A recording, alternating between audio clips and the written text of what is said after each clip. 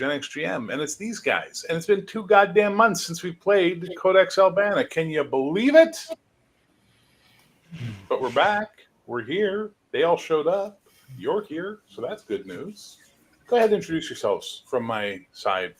Start with Mr. Man and then work our way down. All right.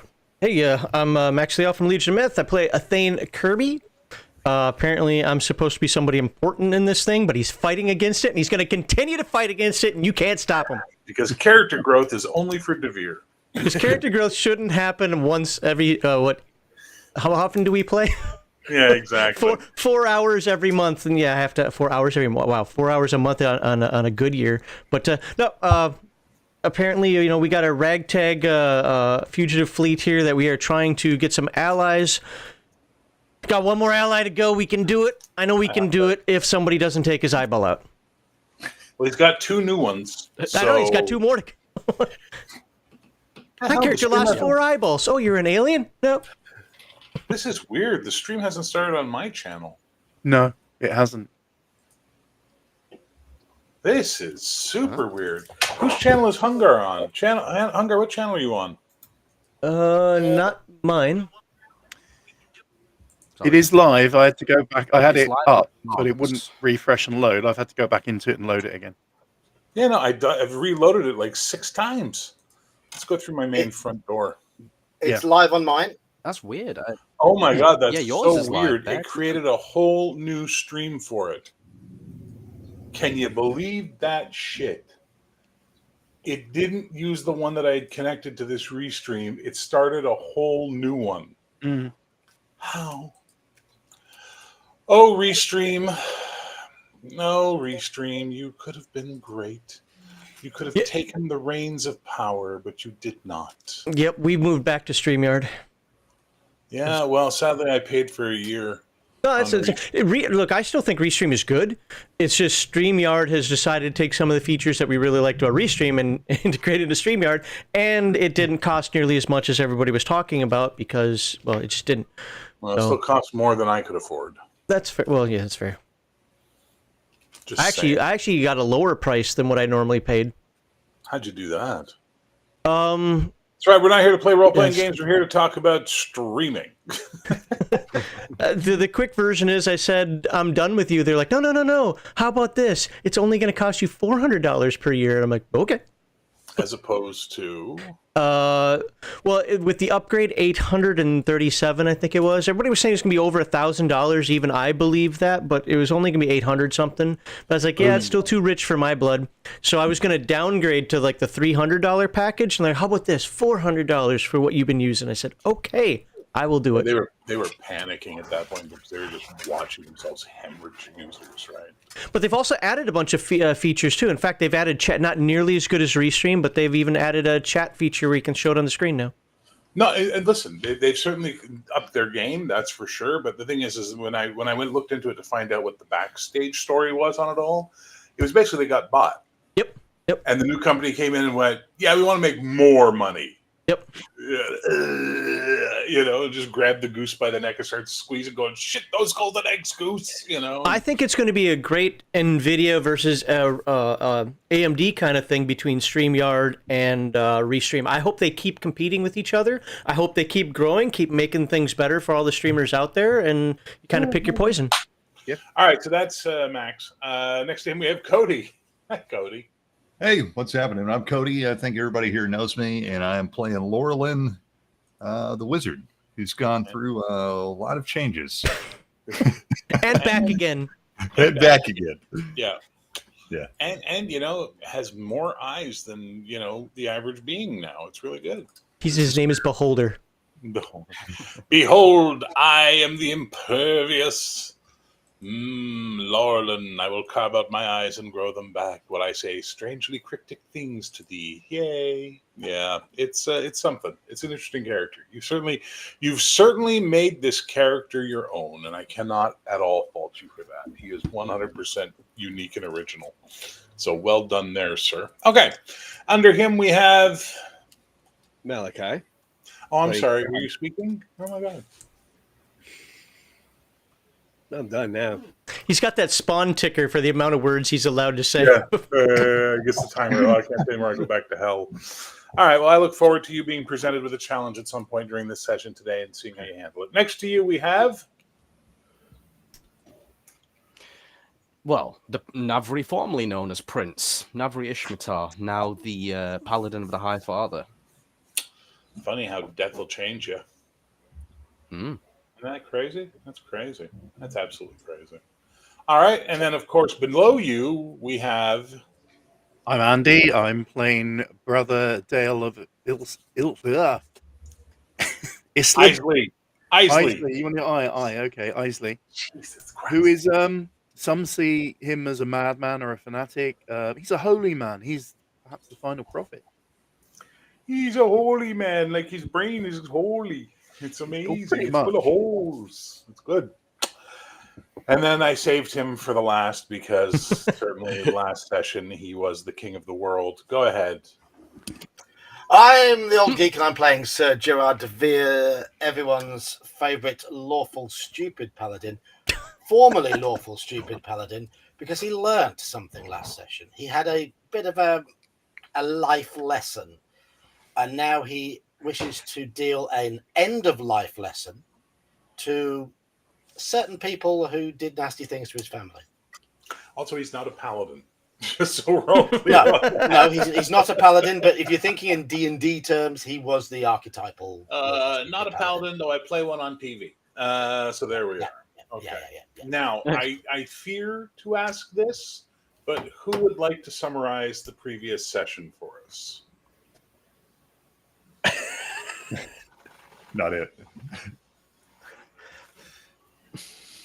Really? Okay. I mean, I remember my bits. No, that's fine. We'll just pick up and go, and we won't worry about a thing because clearly I'm the only person who rewatched the entire last broadcast before today's game. So we won't worry about setting sail from Mishmar and Mir and things like that then. And I'm sorry, we won't worry about what? we won't worry about setting sail from Ishmir and what happened when we arrived. And, we won't talk about anything that happened at Palabri. It was lovely. We visited. We had tea and crumpets. It was delightful. And now we are on our way to Davon. I got to sit on a throne. Yeah, that was. You pulled two moments that were absolutely just like. As a GM, I was like, did Max just give up on the campaign there? He pulled Hungar moments. Did we talk after? Because I can't remember if I mentioned this. I thought that when you said that she left and her entourage went with her, that included the Astradi as well. God, no, they were there to kill people. Well, I didn't. So I was like, oh, the room's empty. I'm gonna go quickly run up there, and you're like, oh, okay. Well, they're still standing there ready to attack. It's like, oh. Oops. That's all right. We got rid of them later. Yeah. Yeah. Well, and what's his name? Perrin thinks I'm a coward. Who? Perrin. Perrin thinks you're a coward. Hmm? Why does Perrin think you're a coward? Because I wouldn't lead from the front. I led like a real man. I sent my Tobies to go forward. And I tried to do the right thing and give the king in waiting a squire to. But he wouldn't have it. Didn't ask the squire if he wanted either. Just sort of. No. This is Gerard de Vere at his finest. Well, you're getting a squire, Your Highness. I didn't ask for a squire. I don't want to be a squire. Well, too bad. It's all happening because I, Gerard de Vere, in my pig-headed wisdom. Am I wrong? No, not even slightly. I can't remember. Did I send him back to you or not? I thought I did. Yes, you did. Yes, okay. And all Perrin wanted to do was make breakfast for everybody, and De Vere told him he's not allowed. In fact, De Vere said they have to make breakfast for you. And I remember rewatching that, I was thinking to myself, who exactly does he expect to be the one to make breakfast? The king? The holy paladin? The crazy person who hears voices in his head? The personality of a piece of cloth that is Malachi's character, Bakht? Oh no! Let's have Laurelin make food for everybody. That can't possibly go wrong in the slightest, right? Oh, so silly. Got good body parts too.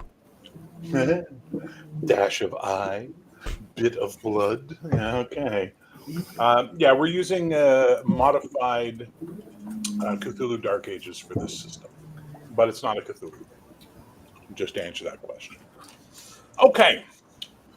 So when we left, you guys had defeated the Astrati, picked their bones for good equipment and weapons if you needed them, and then left them for the villagers to deal with. Spent the night, and in the morning, without breakfast, we're back on the road, eating trail rations and bread and cheese that was given to you by the villagers as a move on with your day. The remainder of your ride north along the Salt Road, and this is the old Salt Road. This is like the first Salt Road.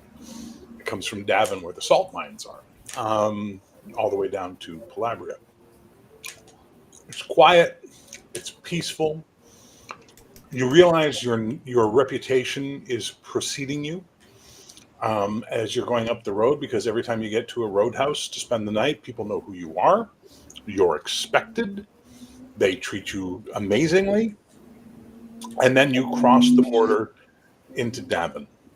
And when you cross the border into Davon, there is I'm not sure what the term is, retinue, tattoo. I don't know what you call a group of knights. A table? I don't know. I don't know what you call them. But that's waiting for you, flying the pendants of Davon and of High King Herrick, or sorry, not High King, but King Herrick III of Davon's banner. And they all, like, okay, you know how the Palabrians were kind of, hey there, yes, we're Palabrians. Yes, indeed. We all look very lovely and we have our best stuff and woo-woo and all that lovely. These guys look like the working class knights. Like, everything's clean, everything's good, but it doesn't have that spit and polish parade formation feel that everything in Palabria had. It has more of a, like, yeah, we work for a living. Like, we're like actual knights. And one of the reasons for that is that Davon has made a tremendous amount of money renting out their knights to protect people traveling on the roads. Basically, they during the time before and after the festival, the Battlegrounds Festival, where you all met, they ride the salt roads, escorting merchants and pilgrims and things like that. Thank you, Agile Monk. A retinue of knights. There we are. There's a retinue of knights waiting for you. Did I say retinue first? Was that the first word I said? My brain knew, even though my brain didn't. It's amazing how my brain sometimes doesn't know what my brain's doing. Anyway, so they are considered the best cavalry in the known world. They are considered the best threat to the Astrati, because while the Astrati are really, really good with their full plate armor that no one else uses or has developed yet or is able to sort of replicate, no one has matched the ability of the armored cavalry of the Davon Knights. These guys, the Davonic Knights, are the shit when it comes to open charges. Like, they will just crush you. And there's about 30 of them waiting 10 feet on the other side of the border markers. There's these two stones on either side of the Salt Road, and that's the border marker between Palabria and Davon.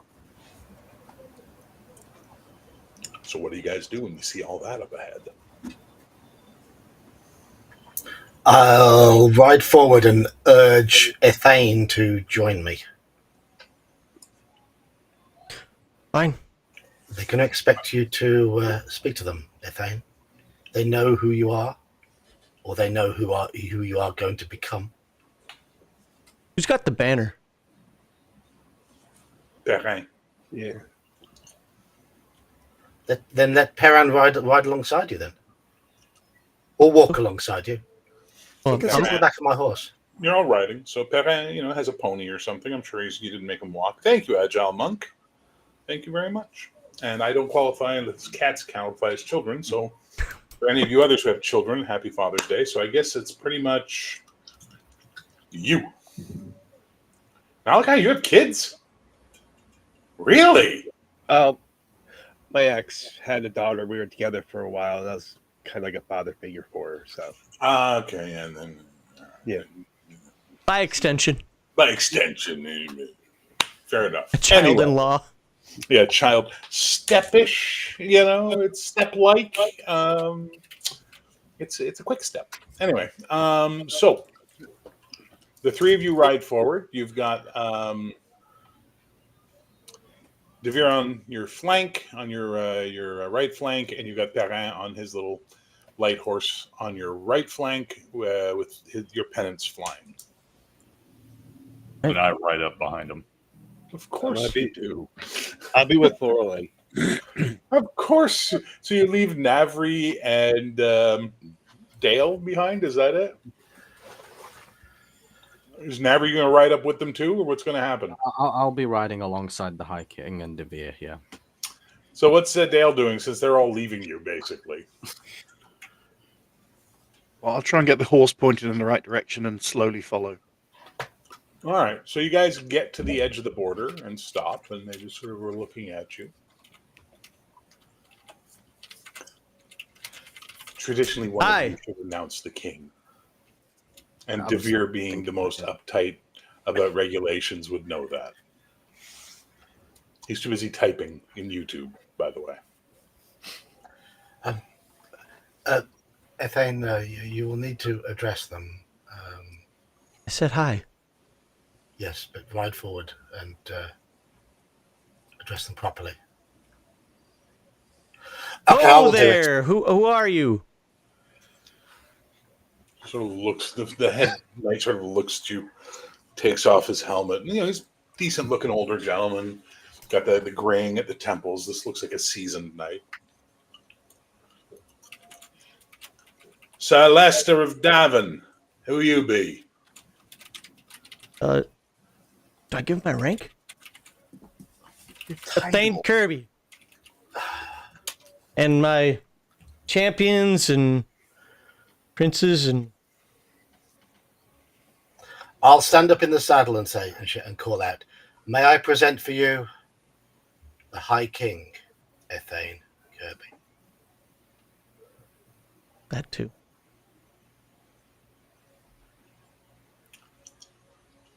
You're the one making all the noise.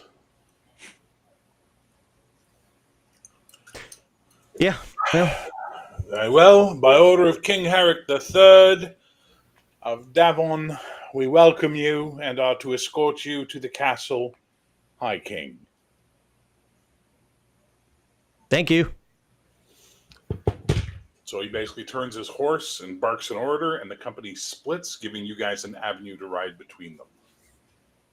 And over at Devere, one day we got to work out this process. Oh, yes. I'm quite familiar with it. I was just hoping that you would learn it naturally. You remember like 2 weeks ago when I was screaming, "He's a lord"? You are a lord, sir. Well, I'm not used to being one. Get used to it. Also, 2 weeks ago is a bit disingenuous. Just saying. So you guys ride up the road, and you know, to your surprise, as you're passing through these farming villages on your way towards Kingshold, peasants are coming out and they're cheering and they're throwing, you know, grain and barley at you guys and on the road, and with that is wildflowers mixed as well. And they're you know, there's troubadours wandering around playing instruments, and there seems like these people are excited to see you as you guys are riding up the road.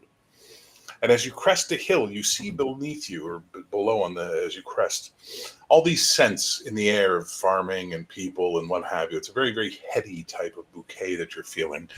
You can see this massive lake, maybe 10, 15 miles long, 10 miles wide. It's a long, thin lake stretching out through the hills up towards the mountains where the salt mines are. And there is a castle sitting around a city, and the castle sits above it a little bit. And that would be the castle of Kingshold, the oldest and strongest castle on Albana. that's currently still functional, and the home of King Herrick III, King of Davon. And you are heading towards it. And as you get into the city, it's even more fanfare, and maidens are swooning at Navri, and they're throwing roses, and it's all ooh ah. And there's banners, and people are excited and happy, and children are running up to give flower bouquets to the High King and all that kind of it's quite the thing. I need everybody to make an ego check. Basically, we'll say you need to roll under half your ego, not to let your head swell a little bit on this one. What's ego? Can I fail? Can I fail that on purpose? It's what's ego? It's will. Oh God, it's been 2 months since we played this goddamn game. Oh my God, what is the We have sanity, luck, education, appearance, power, size, intelligence, dex, con, strength. I think ego is based on power. Power. Okay. What's It's been 2 months. what's the kidding penalty? me? What? Any penalty or anything? Nope. Just need to roll under half of it. Extreme success. So yeah. Ooh, extreme success. Ooh, fail. Zulu knowledge. What'd you get? Fail 71 on 50. Yeah, this is only right that they are worshiping like this, because clearly the High Father has put his hand upon you, which in turn has put its hand upon the High King. Therefore, this is the appropriate behavior of all these people. How did the king do? Oh, I kind of like this. This is awesome. This is what they should be doing. So that's a fail. Laurelin, how'd you do? I failed. So, yes, it is time they recognize the power that is before them, that this island is about to change. And then once the island has changed, the world will change. Dale, what'd you get? You said you got a critical success, right? Or an extreme success? Me. Yeah, you're the only Yeah, I got extreme success. So zero score under 18. It's all just nonsense and peasantry and Yes, this is pomp and circumstance. Yeah. Gerhard Bacht, how'd you do? 32 under 25. So yes, indeed, the time has come. The recognition is good. And then the question we've all been waiting for: how did Gerard do? 87 when I needed to roll under 27. So yes, finally people know how to treat knights and nobility. Finally, a place that respects you for who you are and what your blood itself means. He has the smuggest, most punchable grin on his face at the moment. Sir DeVere, I could get used to this. So good. Well, I was used to this before. Back when. Oh, wait, you're not a sir anymore. No, I am. High King, sir, this is all for you. The people love you, can't you see? Well, yeah. High King, don't let it go to your head. They don't know you yet. Why would they do all this now? When's the last They've heard you're Colette coming. you've seen get some honors like this? Let's enjoy this. Yes, enjoy it. Enjoy it. Milk Building all those every flowers. moment. This is for our homeland.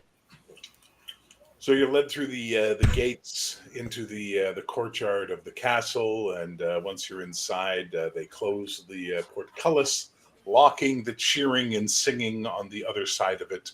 And you notice there's no cheering and singing in here, as all the knights begin dismounting and grooms come running up to take over their horses and come up to take yours as well. And the knight you met at the gate just goes, right then. If you don't mind, Your Grace, we have to go this way now. Okay. Normally, we'd all get a chance to wash the road off us a bit before we met the king, but he said to bring you raw away, so we'll bring you raw away. On with us. And he leads you into the castle. When you get to the doors, there are two halberdiers, I guess is the proper, I don't know, halberders? I don't know what you call them. Halberdiers. Halberdiers. And basically, they let the king pass and the knight pass, and then they block the rest of you. Oh.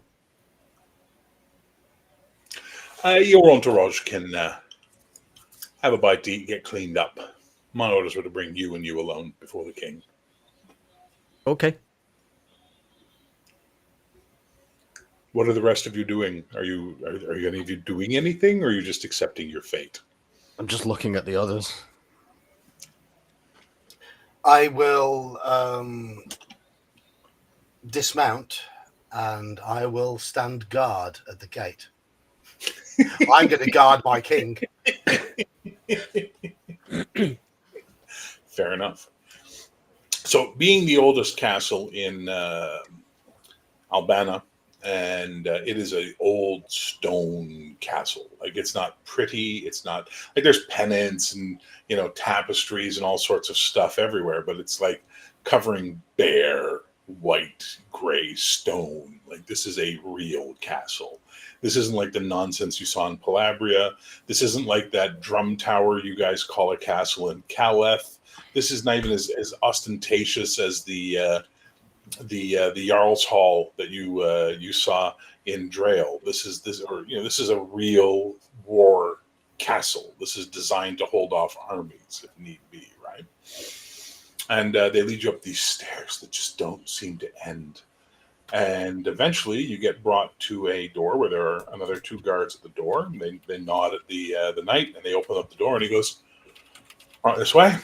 And you walk into what is essentially a chamber, like a bed chamber, like someone's living quarters. And there's a draft of cool air coming in from the open balcony, where you see an old man on the balcony, and he would look like this.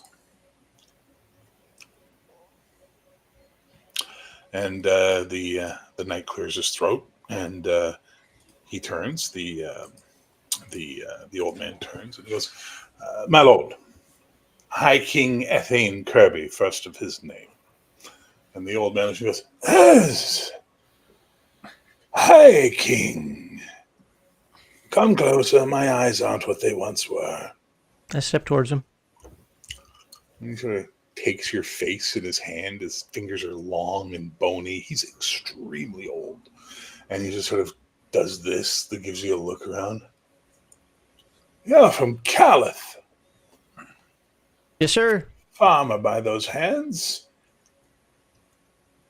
That is correct. How come you to be the High King, eh?" I don't know. That's a good answer. My spies tell me you've made quite the enemies in Palabria. I have no training in this. I didn't mean to do that. Training? Do you think there's a school you go to where they teach you to be king? Exam? Put books Weren't on you your born head and into walk this? straight? You were born into this? You live every day like this? At least that's what I was told happened. Like what? I'm an old man surrounded by enemies who want to kill me and take my throne. No children to succeed me. They all fear to be Escain II. No clear line of ascension, and Davon will descend into civil war. And I assure you, that bitch in Queensport has her fingers in most of my nobles' purses, egging them on, promising them this, that, and the other thing. Well, we saw a lot of that, and I think the Estradi were part of it. He literally, as you start talking, he just starts poking you and goes, "I'm not done talking, boy. Sorry, sir. You're here now. You are the change that we need." Thirsty? I've got nothing. Are you thirsty? Yes. Good. Come, we'll get some wine. And he takes your arm, almost like he needs it a bit for support, and That's leads fine. you over. I'll help him. Leads you over to where a rather young, attractive maid is basically preparing wine. She gives both of you, and she sort of avoids eye contact. That's the part I never get used to. No one wants to look you in the eyes. They think they're being respectful, but it feels quite rude. There'll be things you don't like about this if you live long enough, but boy, there's a lot of money on your head right now, don't you know? No, I did not know. Assassins from the continent are coming in to get you. Wait, from way to the east? Why do they care? Because the Othasians have so much money invested in Albana through Palabria and Olski that they are going to not let you upset the cart and spill all their precious wares all over the floor for the common people to take. They back their horse. Their horse is that cunt in Queensport.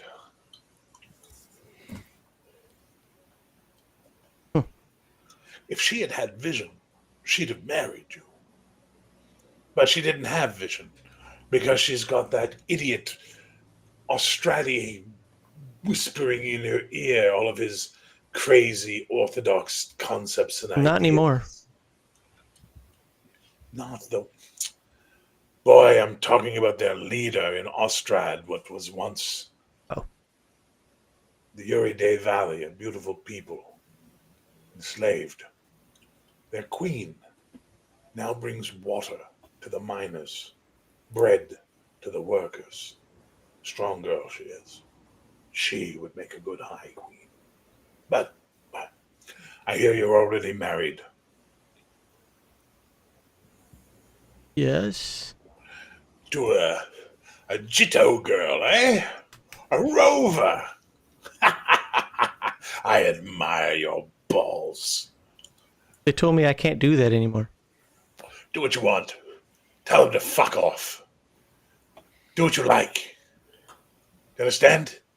I loved exactly one woman in this lifetime. And she died 30 years ago, leaving me without an heir.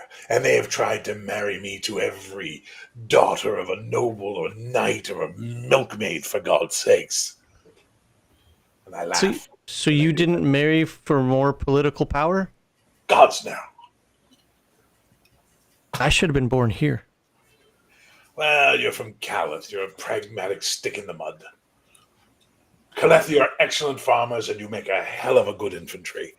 But you're not renowned for your vision or your individualism.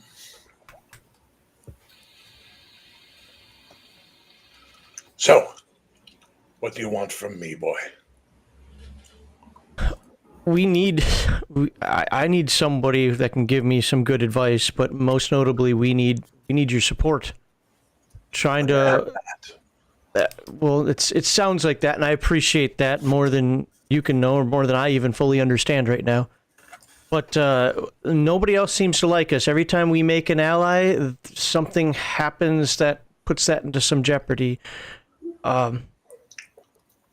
We've got the Ashmiri that, in my retinue, Navri was supposed to be the prince, but that's not happening anymore. I forget everybody that we've met along the way. As I know it, you have Tanya on your side, so Ishmael brings to you. You've got Ogla, the Drailsman. He's on your side. Yep. You've got Cian from Ire. He's on your side. And now you've got me. That's most of the crowns of the island, and I'm fairly certain, once you get a chance to talk to Ethel, when you get back to Calith, he'll mumble and futz and eat pie and then say whatever. And you'll have his infantry.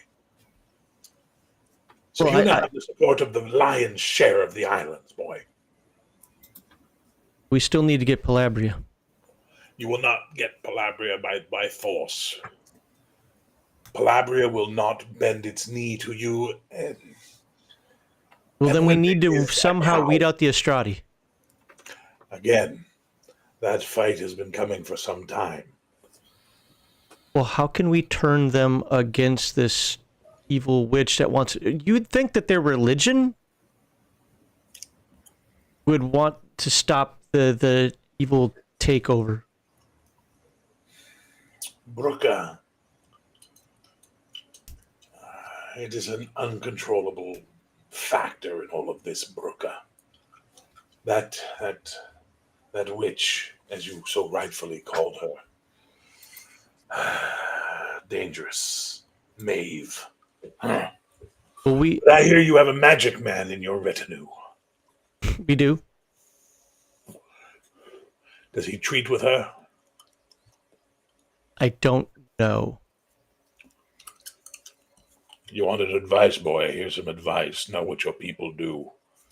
You cannot make decisions without knowing what's going on around you. I know he's made a deal to save our lives, and that we have, well, now less than 3 years, 3 summers, in order to build up our army, or she wins. Well, Primarch Achenholz of Ostrad has pledged himself to Palabria, which means his Templars will fight for her. But I've been itching to see how my heavy cavalry will do against them. I think those overstuffed Ostorians are going to find out the business end of a Davonic charge eventually. Make no mistakes. This will end in war. There is no peaceful way for you to take this island under one rule. Palabria will resist, Oski will resist, and from the continent, Othasia and the Ostorians will pump money and resources into their two factors. Ostrad for the Ostorians and Palabria for the Othasians. You understand? I do. How do we redirect their efforts? Instead of going to war, or maybe we do go to war, but how can we redirect their efforts and have them fight Brooke? There's got to be a way that there's got to be a way that they see that as the overall enemy. And since the Ostradi are crazy religious, there's got to be a way we can turn that to our advantage. You're the threat, not her. That's the problem. She's a thought for later. You're an immediate problem. You understand? I do. If you want to break... Is there any blood of Wardagon in your heart, boy? No. That's a shame. The only way to break Othay and Astoria is to convince them to start fighting back on the continent, and the only place they'll fight over are the Midlands. Wardagon knew it. He was smart. I liked him. I fought for him. But he's dead now. So you get to carry the mantle of a united island. How many, so that I'm not taking up all of your time, good My time king. is yours, my king. Who is your counsel? Me. Chamberlains want to run castles and governments, and marshals want to fight and wear nice armor, and masters of coin worry about wheat and salt and iron. But we are rulers. We have to worry about everything. What can they tell you? What do they know of the burden that sits on your shoulders? Eh? Well, they give counsel. I'm so new at this. Where's your entourage? Outside the castle? Yes. I did that on purpose to teach them some humility. My spies are everywhere on this island, and I hear about everything you've been doing. I like that you are different, but you're relying on other people too much, and they can be turned. They don't believe it themselves. They are loyal to you, but they can be turned. Every man has a pressure point that if enough force is exerted against it, they will do what it takes, believing they are right. Do you understand? I understand the words, but that's confusing. What do you care about most in this world, Athane? Just want to live and be happy. I don't want any of this. I didn't ask you what you wanted. I said, what do you care about most in this world? The unborn child in your woman's womb? I haven't been allowed to think about that. Well, now think about it. And think about what would happen if that child and she would end up in the hands of your enemies, and they made it very clear what would happen to them both if you did not do as they say. That is what I'm referring to. Every man has pressure points. How do you do this by yourself? I got rid of my pressure points. My woman died 30 years ago. I loved her dearly. I would have given up the crown for her had she asked. But since she died, I do one thing and one thing only. I live for her memory. That I understand. Good. All right, let's go get your lads. Let's bring them in. Make them understand their place a little bit better. Shall we? Yes. I'll help him only if he seems like he wants me to. Oh, yeah, no, he's happy Okay. to, he's happy to be helped. Okay. Then I'll help. And they basically head downstairs, and they take you down to the main throne room. Meanwhile, outside in the courtyard, where you guys have, water's been brought for you, food, fresh clothes if you need it, or they've taken your horses and your gear, and done all of this sort of stuff they're doing to make sure you're okay. But they've been leaving you guys pretty much standing as a group. Perrin has been running around with a cloth, much to the chagrin of Sir Devere, I'm sure, washing all of your shoes for you. Basically just cleaning up your armors and your cloaks and everything. He's trying to make you presentable because he's 10 and it matters to him more than anything else that you guys look right. So he's doing his best, which I'm sure I can just see Devere going, Perrin, no, Perrin, no, Perrin. But, I won't force you to make a choice because Devere is going through his transitional phase, it seems. So what are you all doing while you're waiting? I will just wash the dust off my sandals and my feet, and then I'm not changing clothes because I never do. By the way, Dale is pungent, just so we're clear. Laura, I might put some water on my beard and just give it a comb with my fingers. Laurelin? Laurelin just slumps up against the wall and, with great effort, leaning on his staff, sits down on the ground and goes into a deep meditation as he puts his hood over his head. So, Edgelord's going to edge? Yeah, exactly. Fair enough. What's Bach doing? Well, I'm going to give refreshments. I'm going to let Perrin do his thing with the armor, get it cleaned up, and thank him when he's done. My pleasure, Chevalier. My pleasure. It is what I love to do. I will insist that he make sure he gets himself some food and drink. Oui, of course. And, he runs off and, eats some lemon cakes, and he looks very happy. Navri, what is the ethereal Navri doing? Navri's just stood and he's staring at where, the gate to where the High King is, and he's just staring and concentrating and thinking of the High Father's protection on the High King and make sure that he's okay.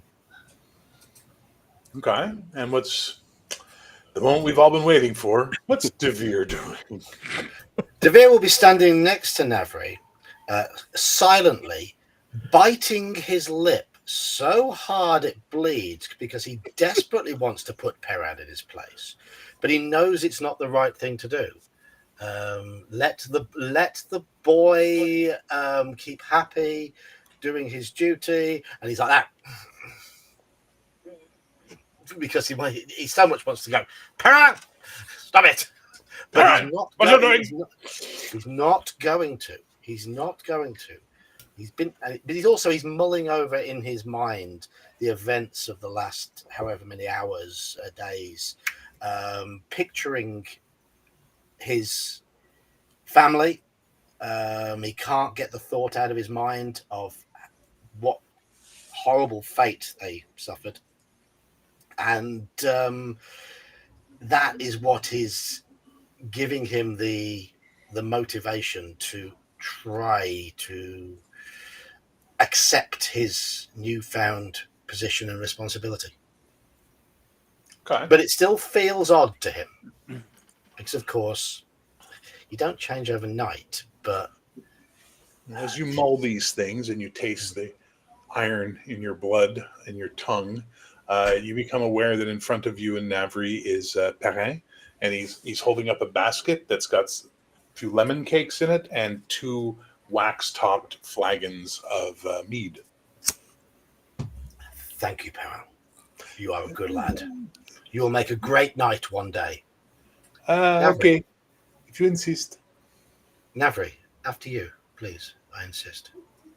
Thank you, Devere. Biting his lip. He's like, No, Perrin, I think Sir Devere is right. You have the makings of a fine knight. Okay, it is what you all seem to want me to do. Really, I want to dance. Anyway, so you guys eat your lemon cakes. They're quite good, and the mead is really nice. It's not as good as the mead you had in Drail, but it's pretty good mead. It's got more of a lavendery taste to it. So it's clearly a local, type of honeybee thing they're using that's got a lavender taste. So honey and lavender. It's quite interesting. And then the gates open, and a gentleman in what look like officious robes steps in and goes, "The entourage of the High King is requested to attend to the throne room. Please come forthwith." Okay. And you guys I'll head look in. at Sir Devere and nod. That's us. Yeah. I look at Perrin and says, that I want includes to be a you. lumberjack. A mighty sequoia. Perrin's like beside you. He's ready to go. Yep. So you guys head in, and as you head in, other men in robes fall in beside you and start talking to each of you and asking you your name, where you're from, any titles you might have, and things like that, so they can write. And they're writing as you talk, so they can. It looks like they're getting ready for something. And then when you get to the throne room, the doors open, and there's a gentleman standing inside with a very large sort of stick, staff, and he taps it on the flagstones, and he says, "My lord, I present to you," and then he goes through each one of you based on what you told the guides, right? So I'm sure it's Sir Devere, former knight of Palabria, blah blah blah blah blah, right?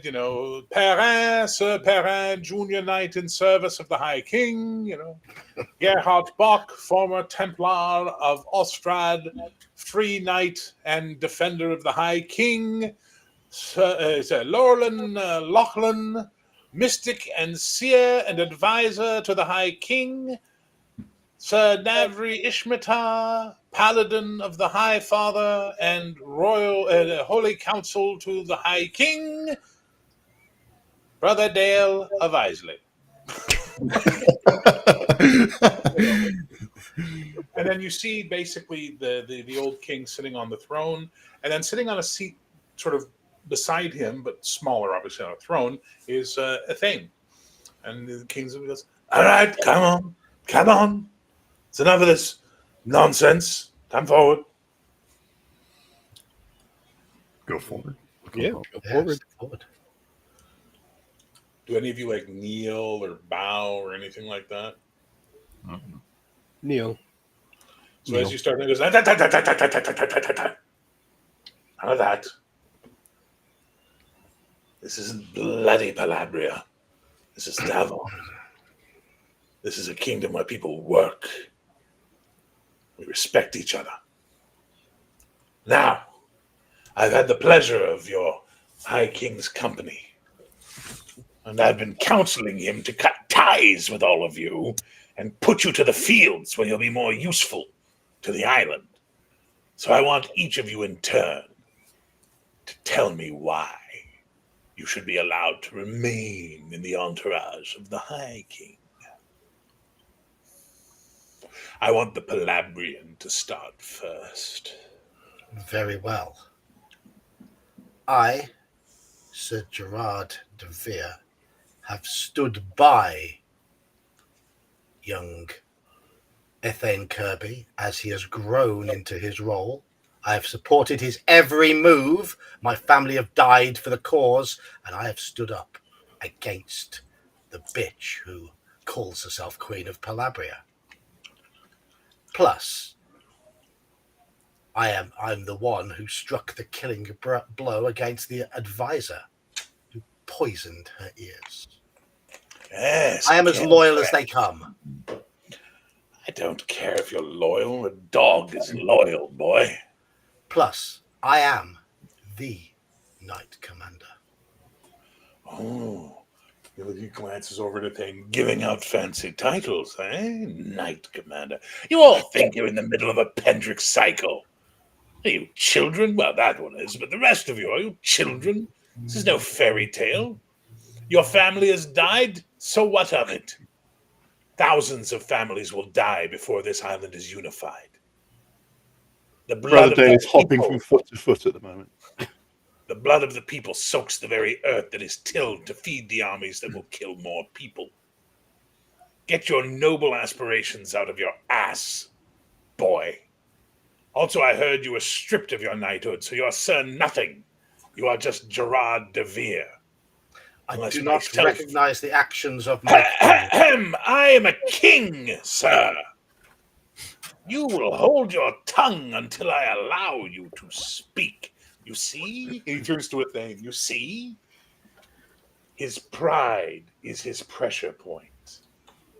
Push on it hard enough, and you will move him like a lever against a stone. Now, come here, Gerard de Vere, son of a cloth merchant. Come up the dais to my throne. I'll walk up. Now kneel.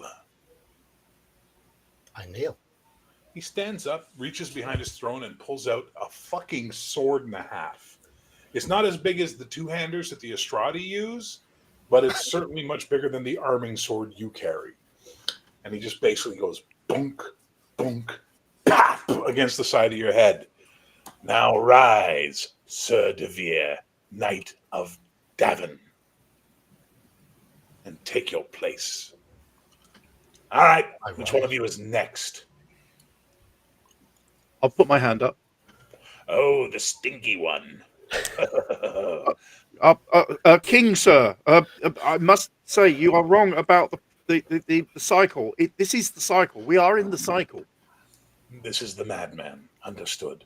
Mad? Yes, It's quite clear, sir, that the cycle. When you've lived as long as I have, you'll have seen many Pendrick cycles start and never finish or end in blood. Vortigern thought he was on a Pendrick cycle, and where did that get him? Poisoned and dead on a ship.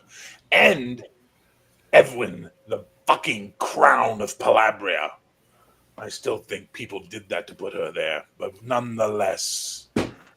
Remove him, bathe him, and reclothe him in something that doesn't stink. If you're going to be a prophet, boy, then you need to look the part. Right look now, down you in look like amusement a about farmer. And so, a bunch of people, come up and they're just like, this way, sir, please. And they sort of, they lead you out to go give you a bath and get you some clothes. All right, I'm having a good time. This is more fun than I've had in seasons. Which one of you little upstarts is next? I will slightly step forward. As all this is happening, I just turn around and start walking out.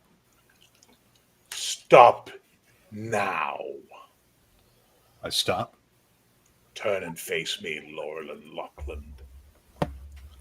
It's Lockwood. Whatever. Who's beating on me? And I only answer to one king, the High King.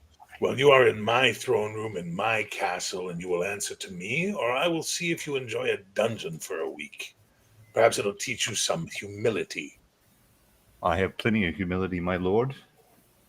And I do not answer to you. I only answer to one king. And if the rest of them wish to answer to you, that's very well and all, and I will remove myself. You are the wise man. I did not give you leave of my throne room. Gods. So, two guys step in your way. I just blow them aside. Well, you're going to need to do something for that. All right. Yeah. I will call forth a big burst of wind and just Yeah. blow them So aside. hang on, we've got to establish how likely that is. It is highly unlikely. So now look at your little magic formula and figure it out, because it's not, bursts of wind don't just happen in throne rooms as a general rule. Well, we will do this. The door will burst open, and a gust of wind will come in and blow All them. right. That'll make it not impossible, but quite, it's not likely, but a step or two above it. We'll say not highly unlikely, but very unlikely. How about that? All right. You'll have to remind me on this. Oh, you're going to make me look this shit up. I don't swear to remember. God. Isn't there an old rule in role-playing games that magic players have to know how their shit works? I think we used to say that in the old days, didn't we? Didn't I have a copy of it last time? I think I do. I think you do. Yeah, I don't know where my. Let me see if I can Okay, find. I'll let me check here because I'm pretty sure I do. You do that. I'm going to find my copy. Okay.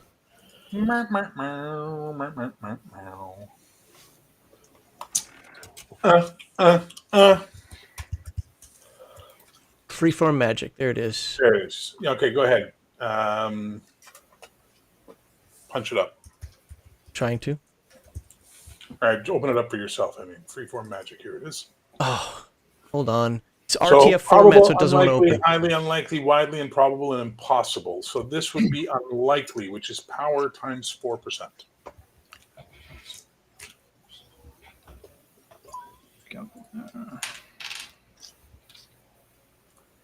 Hey, Squirrel.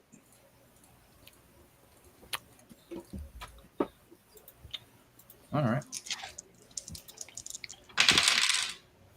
I actually passed with a 3. Yeah. Wow. 3. So the doors burst open and a gust of wind comes in and knocks the guards over. At which point, Herrick looks directly at you and goes, "Are you going to let this happen?" Well, actually, I was going to jump in. Laurelyn, please. Just stay. Listen. I'm listening. Come back in, please. Just listen for now. We're so close. We put so much together so far. Let's not ruin it over this. I nod and step over the guards and walk towards the throne. Without actually saying the words, I'm like, Herrick just listening goes, "And now you know what his pressure point is." Laurelyn Lockwald. he's seen a lot. I don't care, so have I. Laurelyn Lockwald, wizards are not forbidden in Davon. This is not Palabria. We are not religious fanatics here. But if you cannot respect the throne of Davon and the crown of Davon that even your High King has paid respect to, who are you to counsel him? I respect my lord and I respect my compatriots, and you have shown no respect towards us. I am but a simple man from a humble background. And, sir, respect is earned, not given, and you have not earned any of our respect. I've earned his, and he points at a Thane. Well, Do you think kings are supposed to grovel for your respect? Is that how arrogant you are? Wizards, living in their own world.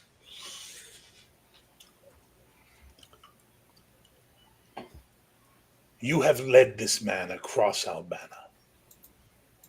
Enemies you have made. You've treated with the Witch King of Brooker, haven't you? it was the only way. But he knows nothing of this. You have not counseled your king and provided him the one thing he requires: information. I have given him all the information he needs. And who decides what he needs? You? He has appointed me as his wise man, though I'm not sure how wise that is after all we've gone through, or I've gone through. I have 10,000 cavalry, knights, and infantrymen that I am ready to pledge to the High King based on this very conversation.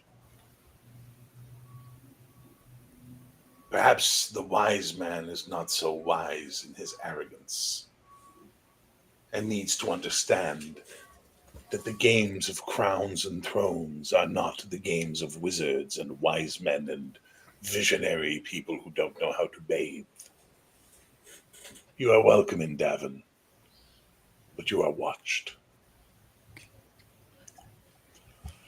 Templar, Yes. you are, without a doubt, the most fascinating of all of them. And why is that? An Austradi, and from what my informants tell me, one that was to be crucified. Mm-hmm. What did you Correct. do? What did you do to turn your brothers against you? I told them that no matter what, it's all the same. What is all the same? All the religion, everything is one. They were wrong. I was a heretic. Have you heard of the Grey Faith? Mm-hmm. Pretty Had you heard of the Grey Faith when you made that proclamation to them? No. So the High Father touched your mind, your heart, and your soul.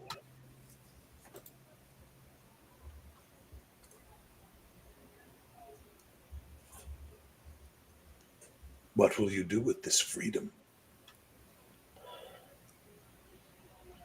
I think that's been my trouble. I haven't figured it out yet.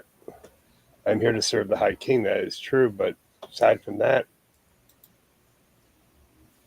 kind of wondering, trying to find my place in all of this around me.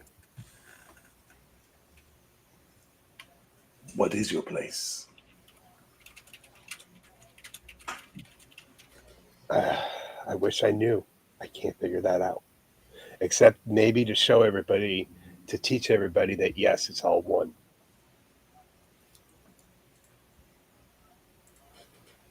You have traveled this island, avoided death, and you still are unsure of your place. Either I'm unsure or I haven't seen it yet, and it's been shown to me. I believe it was shown to you, but I can only interpret it from my point of view. You must find it for yourself. Good luck. All right, glowing man.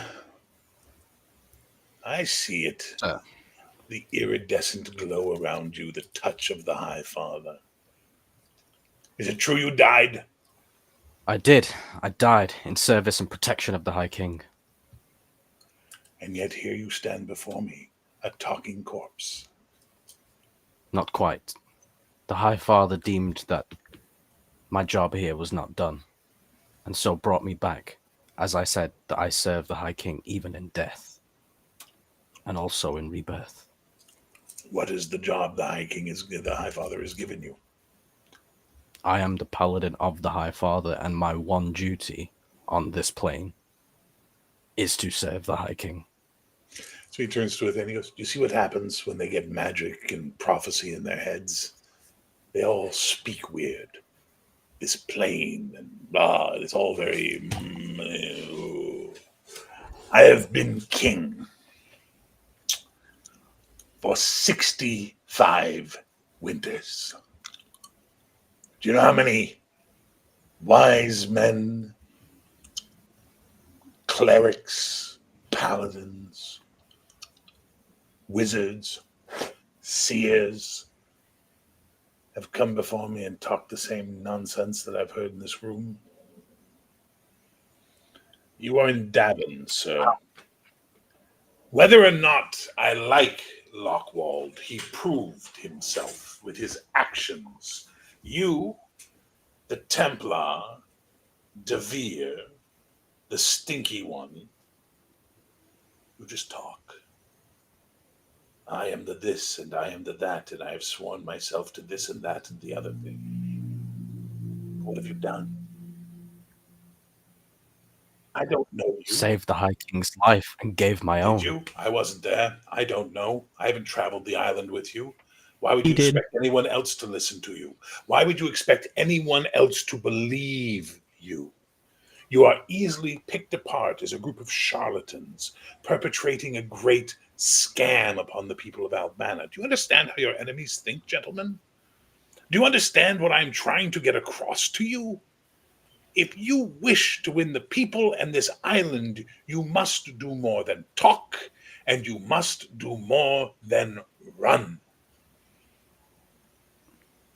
Action. Is recruiting Ishmir to the cause of the High King not enough action? But I've heard you're no longer the prince. Does Tanner know this? No, it does not It matter. does matter to Tanner, I'm Tanner- sure. I'm sure Tanner will be Tanner's very was- upset to find out that the person he pledged his crown to and gave his kingdom to has turned his back on it for a god he does not follow.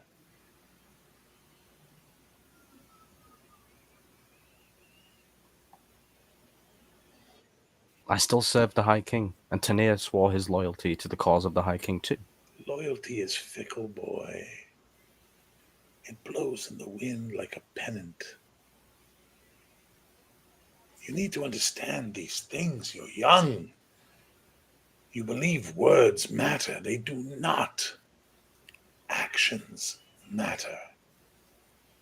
If you wish to win the people of Palabria, of Albana, to your fuck, this guy's voice is hard to do.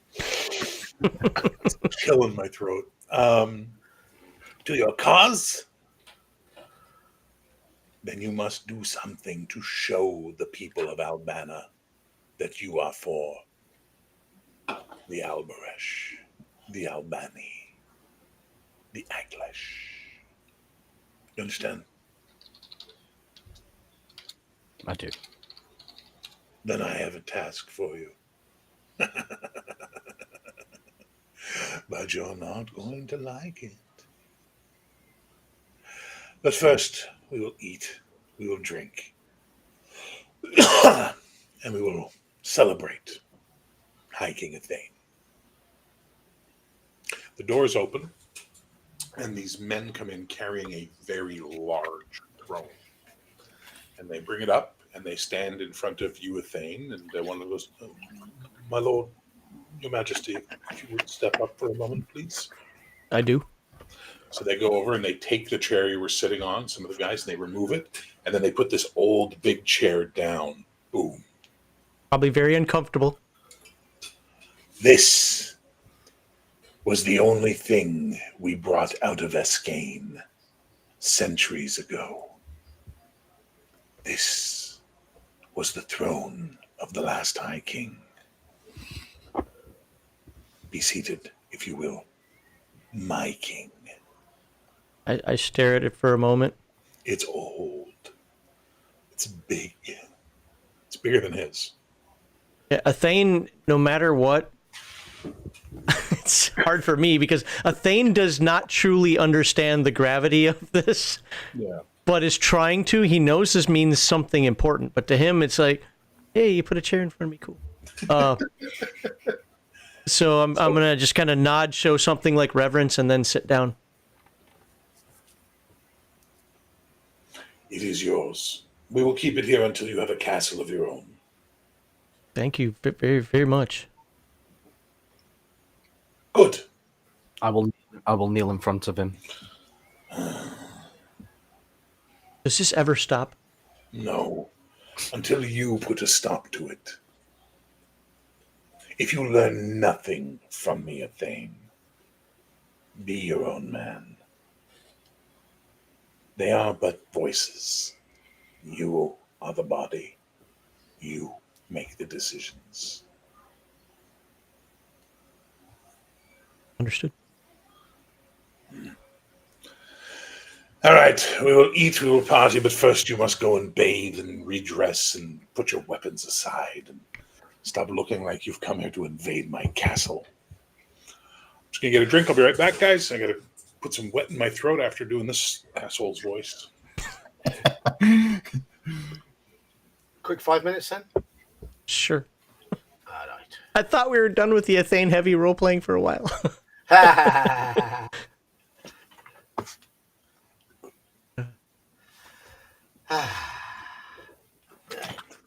Well, if he's still unsure, these moments are going to keep happening.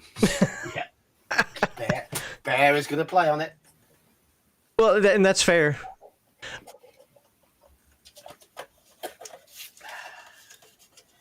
I want to do the right thing. Well, honestly, now in Thane's brain, and this is where I'm trying to run through like 100 scenarios at one time as like this guy's talking, is I'm trying to think, how would Devere have me react in this? Because I kind of been using you as my guide recently on this, and I'm like, but this guy doesn't like how Devere acts. I can already tell that, so I'm supposed to act a certain way. He wants me to, but not to. Thane's just like, I don't get it. Just all I want to do is run in the wind and go back to being a farmer or something, anything. Help, Lord, help me. Devere only knows the stuffy ways, and he was taught in Calabria, so. And then the whole thing of like, well, this Pendrick cycle is child stuff. I'm like, wait, what? Like, but that's the only reason they're telling me I'm the High King. So if this is a bunch of crap, can I pass it on to somebody else, please? Well, think about all the kings you've met so far in your journeys, right? So the Jarl of Drael was all about force and power. Yep. I had to kick him in the nuts. And you proved yourself to him, right? The king of Air was all about what? What was his whole thing? That's actually the one I don't remember. When you were saying it before, I was like, I know we were there. I don't remember. It was the more fairy type place where the one I ran away. Well, before you went for your walk in the woods, and there you got Navri falling in love with the princess and all that, right? Princess Siobhan. That's where you had the vision of Vortigern. Okay, I didn't remember his name. That's why I was like, no, because I was like, that sounds really familiar, but I don't know if that's the actual vision I had. I didn't remember the name. Okay. Yeah, you had that weird conversation with the ghost. With Sean Connery, yeah. Yeah, that was right. You talked to Vortigern. So that was how the King of Ire was. The King of Ire was all about tradition and all about, respecting the fairy nature of the Misty Isles and blah, blah, blah, blah, blah. And you appeased him. The woo-woo. Yeah, he was the woo-woo king. Tanir the fourth Sultan of... Yep, I remember that one. What was he all about? He seemed like he was about tradition and religion. Yes, and you appeased him. Well, Navri appeased him. Well, your vassal appeased him, and yeah. that's how you won him to your side. Though I think Herrick might be giving you a fair heads up that you might need to fix a fucking fence there because, again, the guy that he gave his crown to and his throne to has suddenly turned around and joined another religion that... Well, dying wasn't exactly in the plans. You guys don't understand. You did that. This is what Herrick's trying to get through your heads. No one else saw this shit. So you're just telling them things, right? And that's what Herrick is. Herrick is in his late 70s, is going to die. And most people think Herrick is only alive because of pure pugnacious stubbornness, right? And refuses to die. I like him. And he has literally nobles vying for power because he refuses to name an heir, and he's produced no heir. And they're like, he's going to die, and we're all going to fight against each other. And of course, Calabria is pushing that as hard as they can because you've met the bitch, and the bitch is either Evelyn was very mercurial, not in control of her own kingdom. Therefore, any edicts she makes are very explosive and very dramatic because she's trying to exert her control when she has none. She's a puppet of the Ostradi. She's a puppet of the Othasians by way of Oski, right? The banks and the merchant houses own her. So you can't win her to your side. It's impossible because of the power brokers that pull her strings. And this is all Herrick's trying to tell you is just think for yourself and be yourself because that's what he believes makes a good ruler. Whether he's right or not is not the debate. It's what he believes. He believes a good king is one that thinks for himself, listens to the council, but makes decisions that sometimes might even go against the council. And that's what he's trying to get through Thane's head a little bit, right? And he's fucking with your party. He's openly fucking with your party to prove a point. And beautifully, Navri, Devere, and Laurelin prove the point for him by by getting offended, by being this, by being that, or you don't understand, like by basically challenging back against him. I'd only respect one king, or I've died and come back, or I was, you know what I mean? So he's trying to show you something. Now, whether a Thane learns or not is not the issue. A Thane learned. No, he said something earlier that a Thane that actually struck the nerve with a Thane. All this right now, as me as the player, all this right now is show, because a Thane is stuck. He heard what he needed to hear already earlier. Yeah. Okay, well, we'll talk about that and wrap up. Yeah. What that was. You wrote it down so you won't forget? Oh, I can't forget. Oh, good. That'll be nice. Okay, back to the game now that Mr. DeVere is returned. So you are bathed, perfumed, oiled, scented, whatever you need, fresh clothing, nice as they have. It's not Calabrian nice because they're all they're cloth merchants, but nice.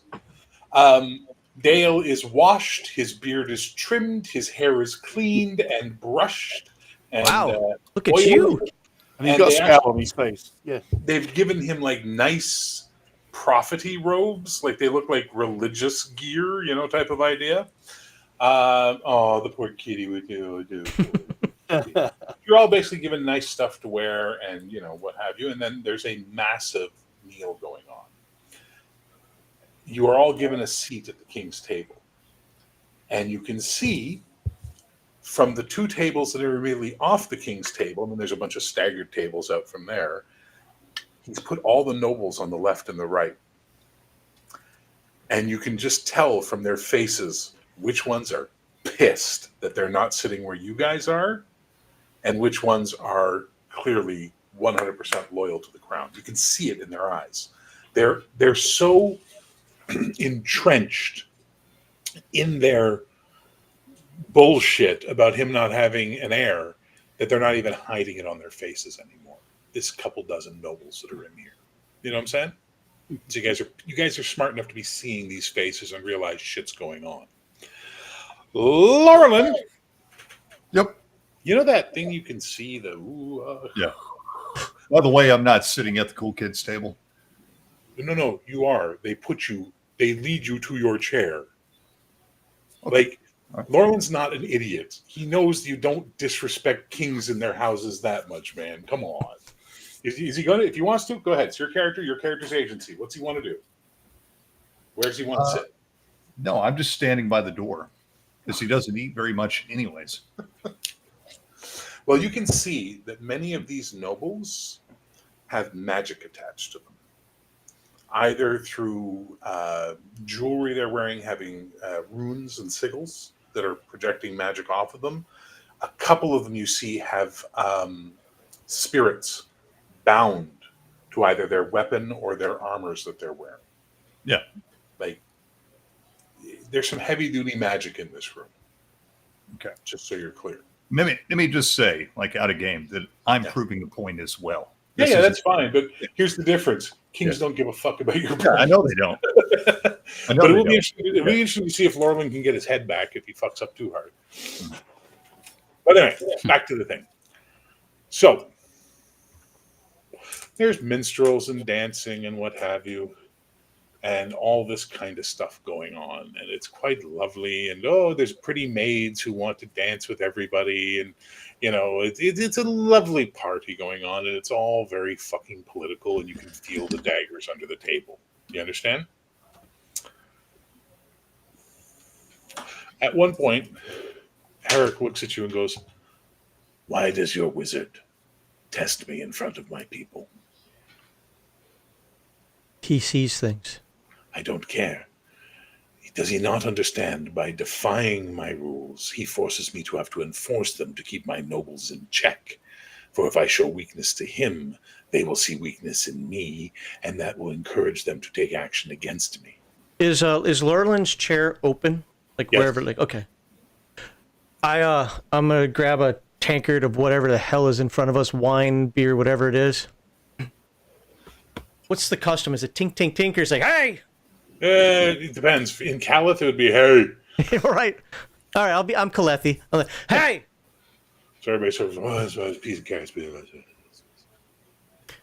great feast. Thank you, King Herrick. That was his name, right? Herrick the Third. Yeah, Herrick. Thank you for this honor. Thank you for your time.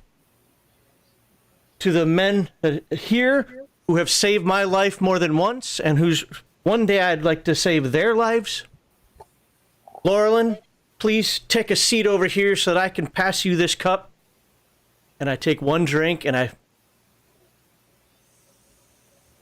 pass through the crowd slowly, leaning on my staff, and stand beside the king and take the cup. As you approach the table, everybody give me, I believe it's perception.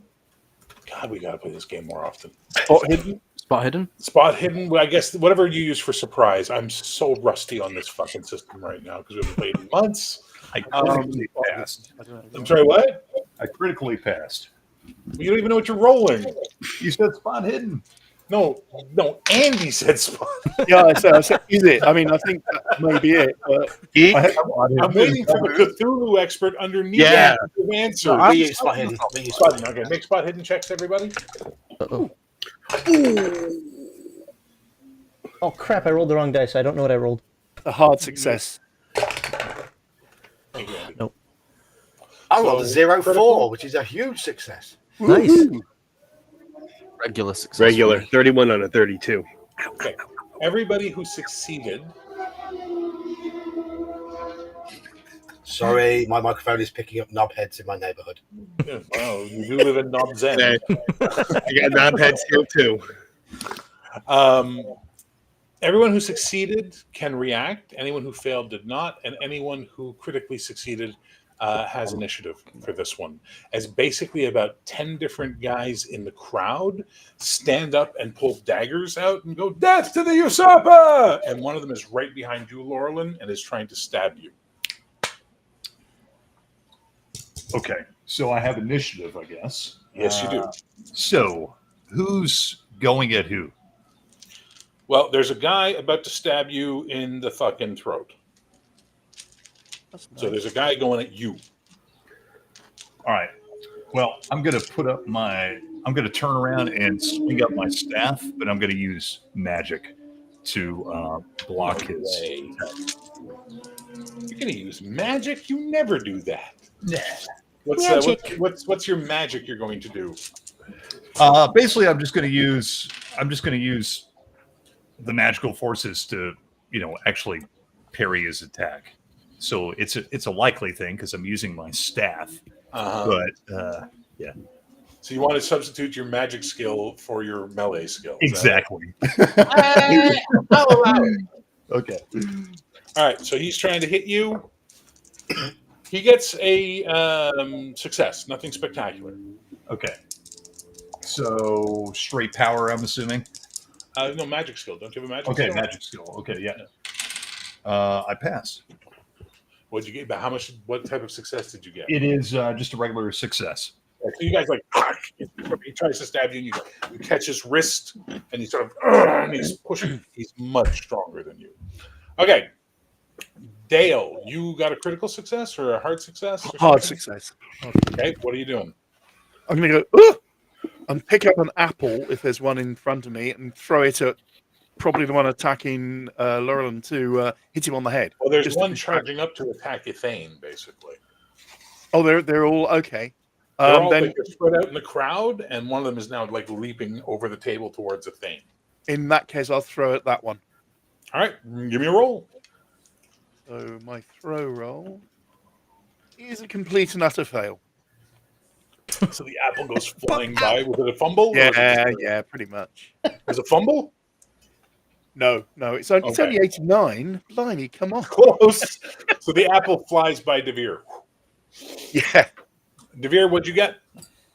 I got a critical success. Well There's done. someone trying to kill your High King right in front of you. Precisely, I'm going to scream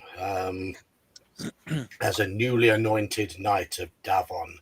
I proclaim this cowardly attempt of an Cool. assassination. So as you're blathering on, he stabs the High King. As I'm running I'm going to run forward and try and barrel him out of the way. Okay, that's what I wanted to hear. Then you can roll play but after.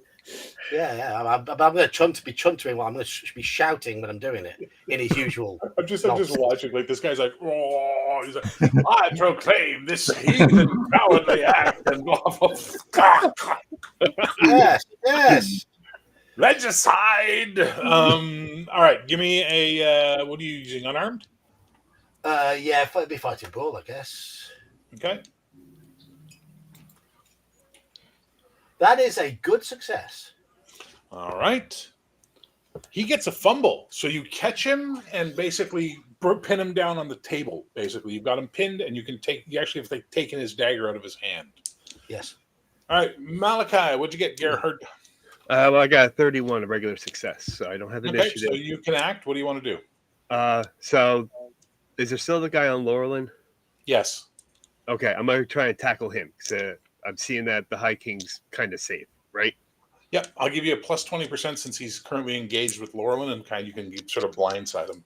Okay, and that would be unarmed. The red greeting, shut up.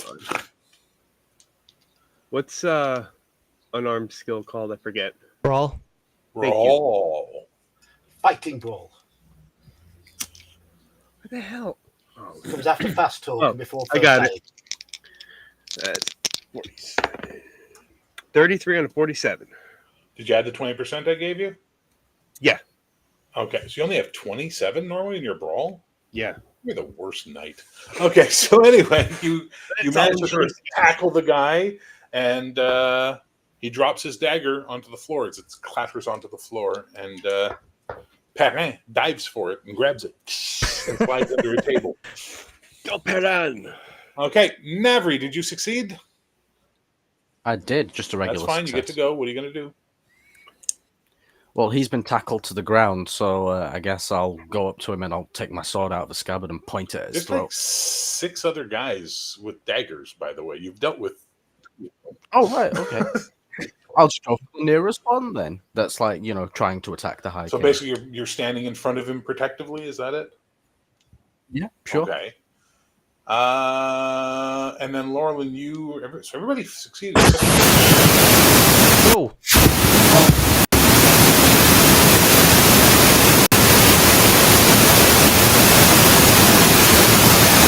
Not me.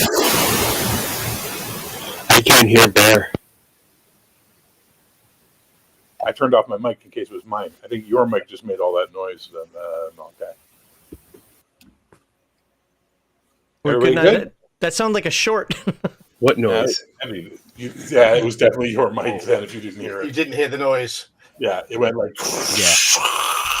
At which point the roof flies off the castle. And, Laurelin's Laurel's work. magic again. Isn't That's it? weird. What?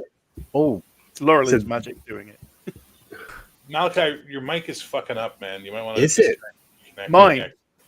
No, Malachi. Oh, Gerhard. You're hurt. Bonked. See if we can fix that. Okay, so we now go to initiative for everybody else. And basically, there are now knights jumping up from their stations, pulling out, their ceremonial daggers, because you're not supposed to have a fucking sword in here, Navri. It's a fucking king's feast. No weaponry. Daggers are acceptable, just in case. So, it's okay. He doesn't know any better, because in Ishmir, we do things differently. And that's fine. And they're basically just falling on these guys and just like, can't. And in the horrifying seconds, other than the one that Devere tackled and the one that, who tackled the one that was on Laurelin? Malachi, Gerhard tackled. The rest are all fucking dead. Like just dead. Herrick didn't blink. He just sat there watching it all play out. So it was chaos. Should have a cup up. So he just sort of looks at you and he goes, "You better get used to this, boy. This is your future unless you tame the island. This isn't the first time this has happened. Won't be the last." Are you okay? Oh, I guarantee you, they'll either have Austrati or Palabrian identifiers on them once we take those 2 prisoners, interrogate them. My king! And they just grab the 2 guys that you've got pinned and they lead them out. My interrogators are very good. We will get answers, I promise you. But it would seem our party has been disrupted. I will meet you gentlemen in the morning with what news, information, and knowledge. Guards will be posted at all of your doors. You'll all stay in the royal apartments tonight. And he looks directly at Laurelin. If that meets your acceptance, Grand Wizard. I just nod. Good. In the morning, gentlemen. And with that, you guys are let out. Looking back at the table, like, I want that food. Well, food is definitely brought to the apartments for you guys. And the apartments they put you in, it's a number of rooms around a central common area, so you can all talk to each other and interact with each other. It's like a drum tower that has like apartments on the outside and then a central area with no windows or anything, just in between the rooms. Like a dormitory. It's your day room? Shut up. No, I mean, just something like that. Seriously. Yeah. Oh, okay. So you're all there, and you can all roleplay and talk. Tara has a dagger. It's his first weapon of his own. He's quite happy. His story is, I captured this from the enemy, straight from... No. Does the castle have its own chapel? Not a Catholic one. It's all the same. Davon is Pendrick Reformation. Okay. Then I will be in my room at the foot of my bed, clutching my crucifix and praying for guidance. Because I have spent all of my life wearing the colours of my family, which became the colours of Palabria. After all, we persuaded them. The red and the gold would look marvellous. But now it seems that I must cast those colours aside. But those colours still mean something to me, despite the way Palabria turned against me. I would feel like I'm turning my back on my family if I was to wear the colours of a different kingdom. So I am praying for answers. What must I do? And for those who don't see, there is actually a tear rolling down Devere's face. Give me a power check, please. So power times 5 to get a percentile. Yeah, Regrin's right. It would have been a 4-inch blade rule for the meal.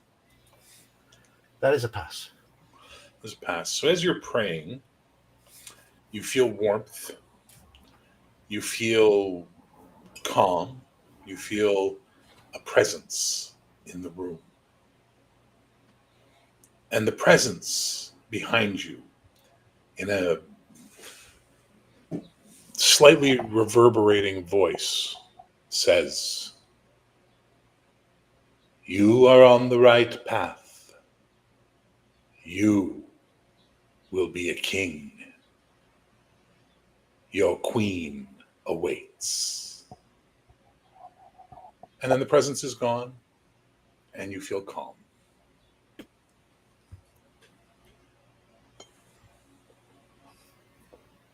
What is the right path? Do I accept the colours of Davon? Or do I continue to wear the colours of my family? I don't know.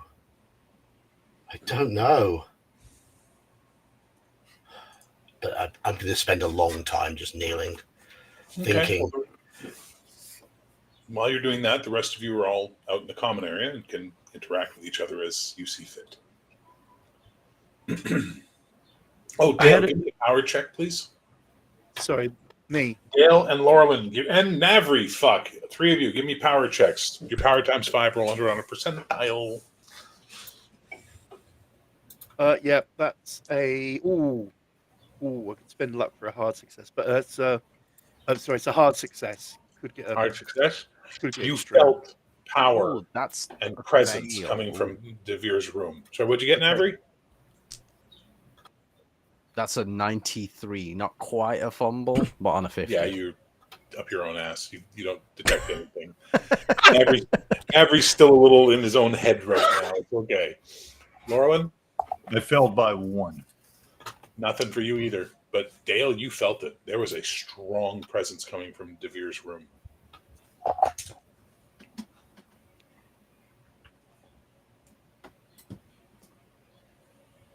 All right. Well, I had a great conversation with the king. Gave me a lot to think about, and I'd like your opinions. Seems like a very What? stubborn man. Oh, He seems like a very stubborn man, High King. when you're that, I hope to be that old someday and that stubborn. If Well, you need to be. Well, hear me out first. I mean, we can talk about his attitude later. He's not going to be alive long anyway. He's convinced that we have to go to war against Palabria and the Estradi. I would, if possible, I would like to find a way that uses their... the religion is the only word I can think of against them. If they're not going to follow this Pendrick cycle, whether it's real or not, obviously you guys believe it. I think you convinced me, and so many of the other people we came across believe it. I think that's still the way we go.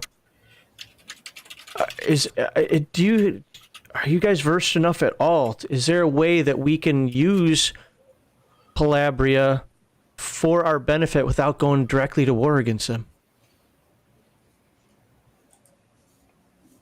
And are we I think what the pretenders? king says is Are you true. guys propping me up for some play somewhere where it's like, look, this kid's going to send the entire island to war. He's actually the anti-High King. Hearing the voices out in the courtyard, Dale comes out clutching the book to his chest, and he looks different, shall we say, with this these fine robes, and the hair has been trimmed and that. And he's scowling a bit. He's also looking around and goes towards De Vere's quarters, but with the door shut, he doesn't. I take it there's a door. Yeah.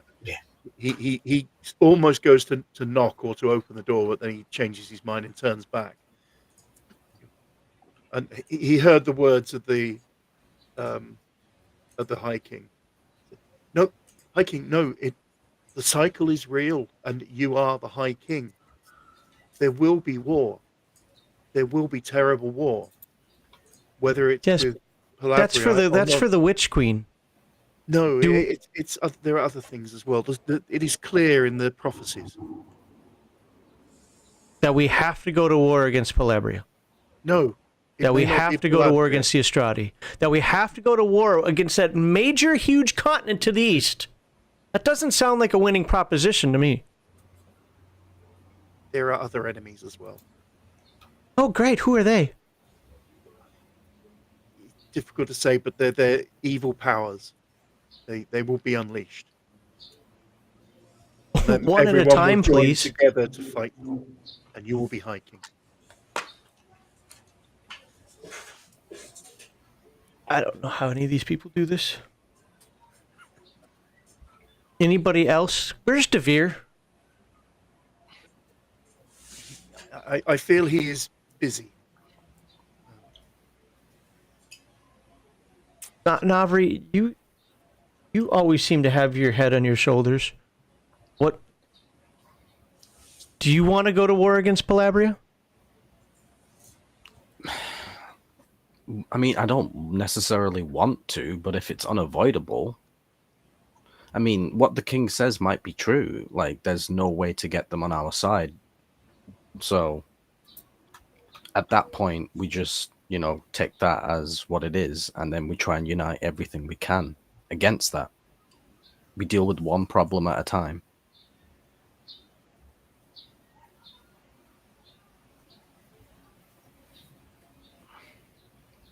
Can somebody go get Devere, please? Or did he go out? No, I think he's there. I will go. I will go hiking. Don't worry. Locked. And I will go to the door and quietly tap on it to start with. There were also the pendants we found. So Devere. Now we can't hear Gerhard. So Oh. hold on. Let Brother Dale. Sorry. Let's sort that out. Sort that out. Come on. Thank you. Making up your mind. Well, there were the pendants we found on the Estrada we defeated. They may be getting help from the Witch Queen. So how do we use that against them? How do we point them towards our enemy without attacking them directly?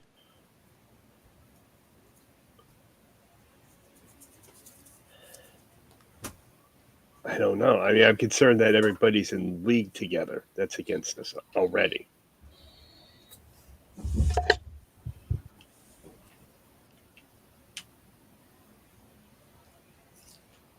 Did Brother Dale get Devere? I've gone and knocked on the door. So Devere, I don't reply. I'll open the door. You see Devere kneeling in prayer at the end of his bed. A small pool of damp pool is on the carpet at the end of his bed. Did they clean you as well? Devere? The High King would like your presence. I look towards you and you see my eyes are red and my face is streaked with tears. I'll look back at the High King and the others and then pull the door to. And Sir Devere, please get yourself together. The High King needs you. Yes, of course. Yes, of course. And I'll look around the room and see if there's something like a wash stand or something and a chamber pot. Yes, chamber pots, really? Well, not the basin. The basin. I know. Yeah, so there's something with water. Yeah. Sure. So That's I'll go what that, and I'll get the flannel and sort of tentatively give it to him and sort of indicate to wash his face. I will. The water's very cold here. We don't heat it. That is the least of my worries. Thank you for your compassion, Dale. The High King is talking about war with Palambria and others, and I tried to tell him that there will be war, but maybe not with them. But anyway, yes, he would like your advice. Very well. I will be out in 2 minutes. Yes, of course. So he backs out the door again and says, "Sir Devere's coming. He'll be here shortly." Oh, does he have a girl in there? I didn't see one. Oh. I will. Have a boy either. Is that what he was meant to be doing? Where's Perrin? Oh no. Yes, no, he doesn't. It was just him. It was just him. I'm waiting. I'm waiting. I mean, unless any of you guys have anything you want to say before Devere gets here, anything more about what?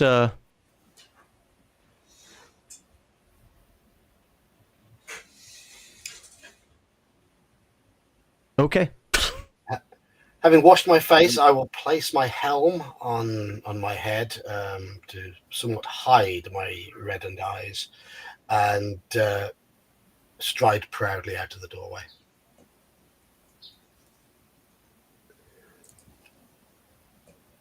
You summoned me, sir. Going to war? As Brother Dale has said, it does seem inevitable. If you look at some of our titles, we have fallen Templar. How will he redeem himself? But by battle. I am the knight. It wasn't he told? Didn't he tell it? I can't remember if that was in or out of character. Never mind. I am the knight commander.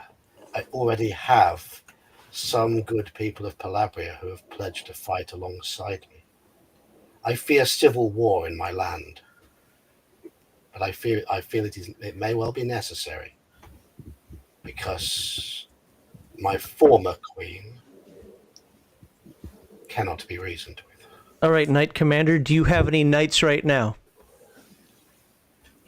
Hello.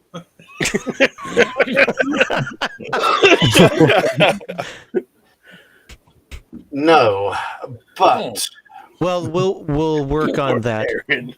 If you're convinced that we're going to have to go to war, there's nothing civil about a civil war. I would rather we do this as unified as we can be, as quickly as can be.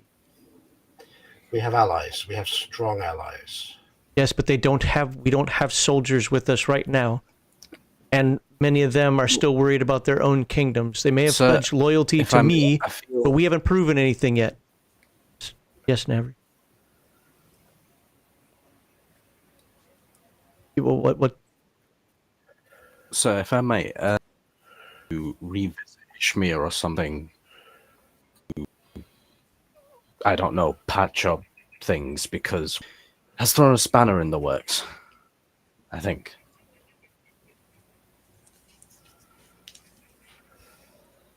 We have the forces of Davon on our side. That's They one force. fine army. We have the forces of Dale on our side. I do not know their strength.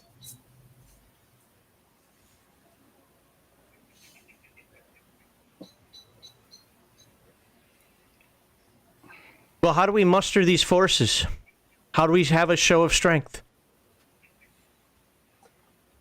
Maybe I should lead a retinue to the outskirts of Palabria, where so many... So you can be captured and taken to the queen who wants your head? Not if I have enough Devonian knights with me. So you want to announce a war? No. I merely had that a large number of people pledge their allegiance to me And where are these people now? with their families. So we don't have anybody. That is what I'm saying. Maybe I Understood. should go to get them. And maybe your newfound friend, King of Davon, might see fit to kick them out. How about instead of sending yourself, who's recognizable, you send somebody in your place, like we sent Friar Philip previously. Look what happened to him. That was No, because that How was do from I inspire my men? By being here. you make a call. This is, of course, subject to the approval of King Eric here, saying that the forces can come in, but I'm sure that he'll either agree or we'll come to some accommodation on that. Look at that, I learned a word. Well done. Well done. Well, yes, and I think such political moves are best in your hands, Ithane. Your honesty is refreshing. If anybody else has anything to say, please do it now.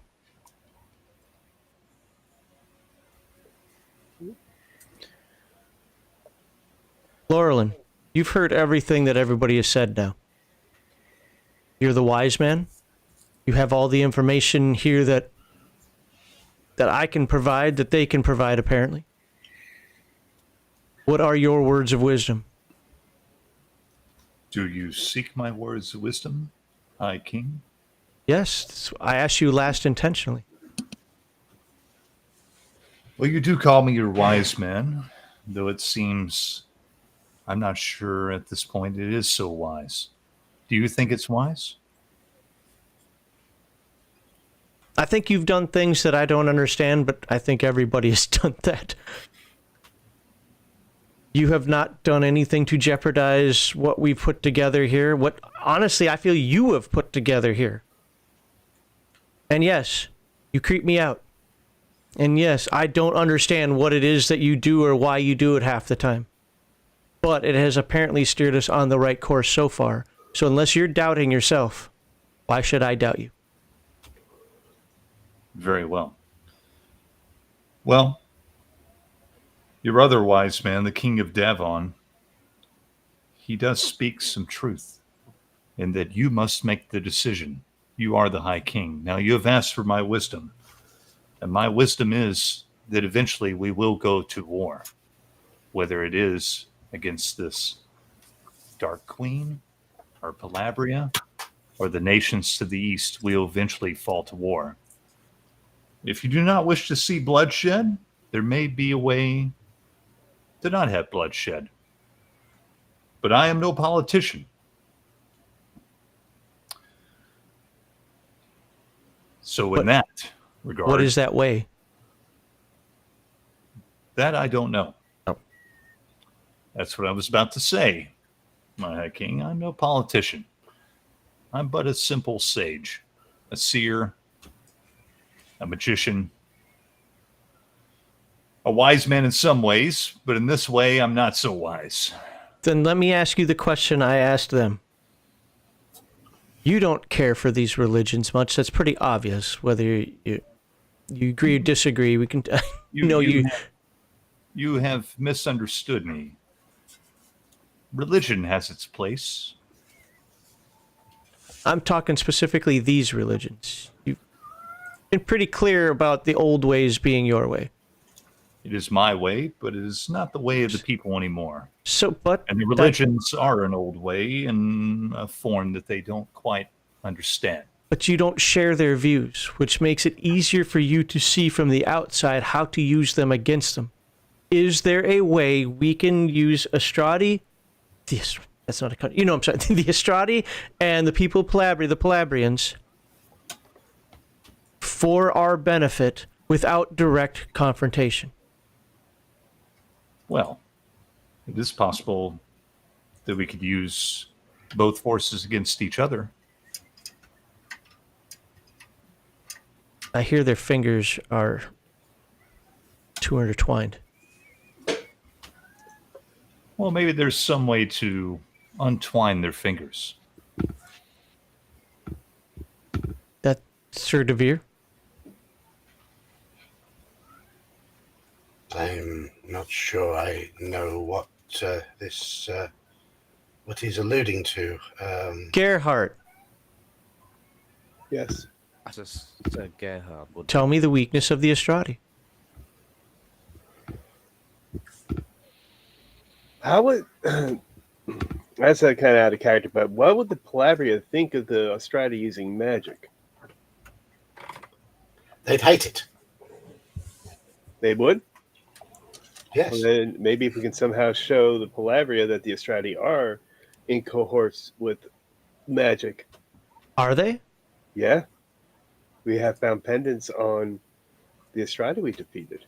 They were getting this magical assistance.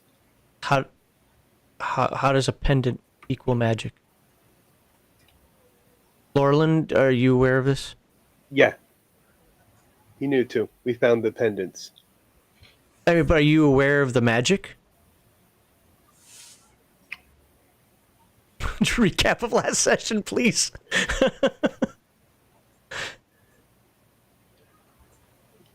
These pendants are not familiar to me. They may be in league with some magical force. I assume that maybe they were in league with the Black Queen. If so, then they are definitely in league with dark magic. Oh, shit. Can you determine that? Oh. It is possible. Do we have the pendants here?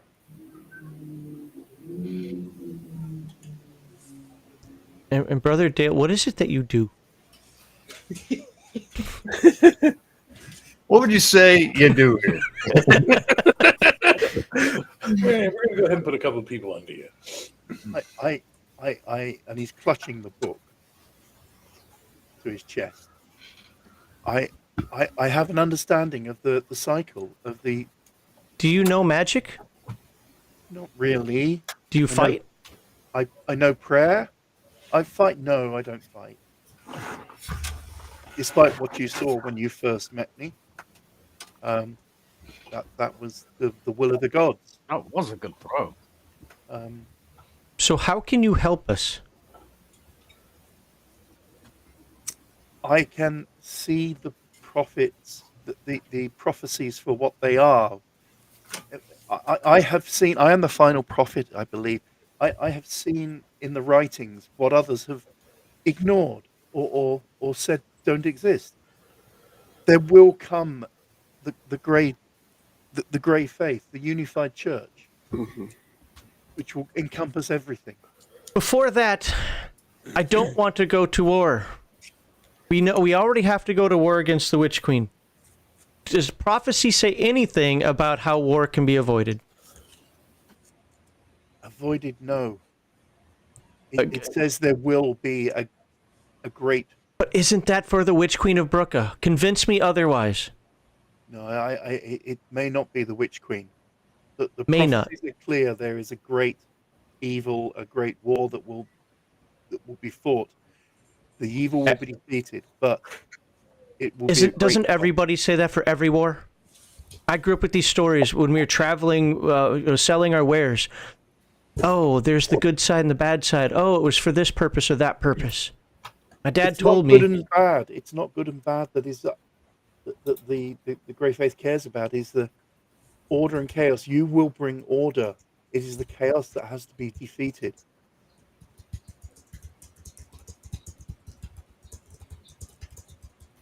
But nothing in there on how. You can't fight. You can't cast. You don't do magic. And your interpretation of the prophecies are maybe and what if. Prophecies are what they are. Isn't that what all prophecies are? Like, King? Yeah, which is why I don't tend to believe them and why I didn't believe you guys on this whole Pendrick cycle at first. The Witch Queen Now I don't can know. be I was defeated. starting to believe it, but now I'm starting to not believe it. You talk of fighting the different peoples, the different kingdoms, the lands. They must all be united. Then we can defeat the Witch Queen. If we have to go to war against Palabria, I will do it. If we can muster up the soldiery to do it with our allies. I'm trying to avoid that. I would rather use Palabria against the Witch Queen in a way that maybe they don't. You guys are smarter than me. I know this. You must unite all of the lands. Then the Witch Queen can be opposed. How, pray tell, do you suppose we unite such a divided land? Before you came into my room, Dale, I was deep in prayer, and I received word from my God. I received confirmation that at least I am on the right path. And the path I am on seems to be one of conflict with my former kingdom. The kingdom that originally knighted me and which treated my family so well, but the same kingdom that also turned against my family, stripped me of my honors, killed my blood, took everything that I know and love and tossed it away like a rabbit carcass that has been gnawed on by a beggar. Now what I am left is what I have here. What I have left is what I have here. But I also have knowledge that there were many in my lands who do not support the current regime. There were many in my lands that would come over to fight for us. Thus, I don't believe we would fight the entire might of Calabria. There will be those who will fight for me, and our cause. There will be those that understand what we fight for is right, and what the Queen now fights for is evil. Was your What I How asked do you get them to rally to your side? This is what. That is what If I we said. send you, you die. Not if I have a large retinue of Devonian knights with And me. if I am Devonian knights careful. enter Palabria, we have declared war. Do they have to see us? Wait, I'm so. Oh, Palabria doesn't have spies? Calabria is a large place. You enter Keleth, we'd be ready for you before you could even like set up a tent. Very well. Very well. Then we shall have to get messages sent. We will have to get word sent via messengers. Those who are trained to be fleet, those who are trained to move without being noticed, to get messages to as many of the Palabrian villages as possible. A message that they can safely cross the border and fight under the true banner. Not Then we the need to. fake Then we banner. need to talk with King. I always forget his dumb name. Eric. Wait, I actually like this guy too. Well, let's get approval from King Herrick first that he's okay. What's the word? Beeswaxing these people in the land here. If we can train them to being an organized force, then it can only help. Is this something you all? I don't want to say Calabria. agree to, but is this something you all accept? My king, I accept whatever you accept, but I will say that if you wish to avoid bloodshed, first off, I think you're being a bit unfair. As your wise man, I will say we do not have the wisdom or the knowledge to know how to avoid the bloodshed at this point. But if we can find the key to breaking that bloodshed, then maybe we can come up with the solution you're looking for. But right now, none of us have the knowledge you're seeking. So how do we find this key? Like I said earlier, we need to find what divides our common enemy and what we can use against them.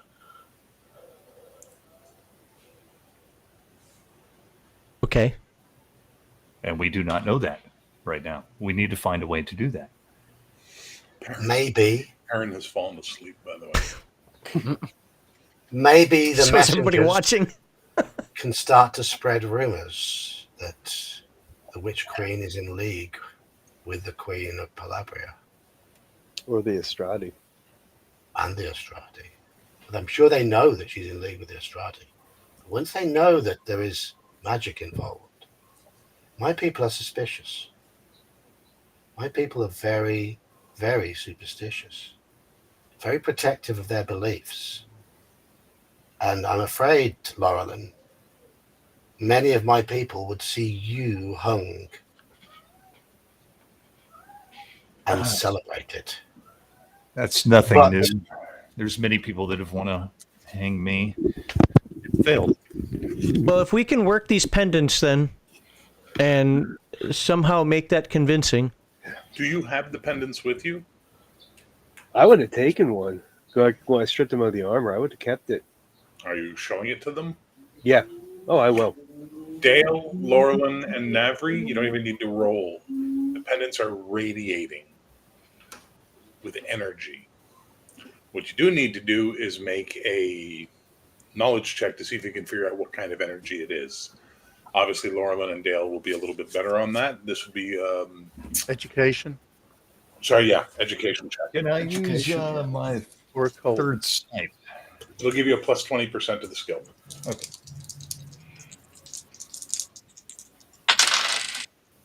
Oh, not my night tonight. Yeah, if it's education, then 48 under 75. So yeah. Wow. You smart. Morlin? I passed. Okay. This is not witchcraft. This is not black magic. This is not even white magic. This is divine energy coming on. These are holy items. Brother The Dale, Ostrati, sorry, real quick, just so you know, the Ostrati are a zealotrous group of Ostorian orthodoxy. Right? They believe in no pleasure, no frivolity. They only mate once a year, and the whole point is to produce children to continue the line and stuff like that. Right? So they don't do baubles. They don't do decoration. Just so you know.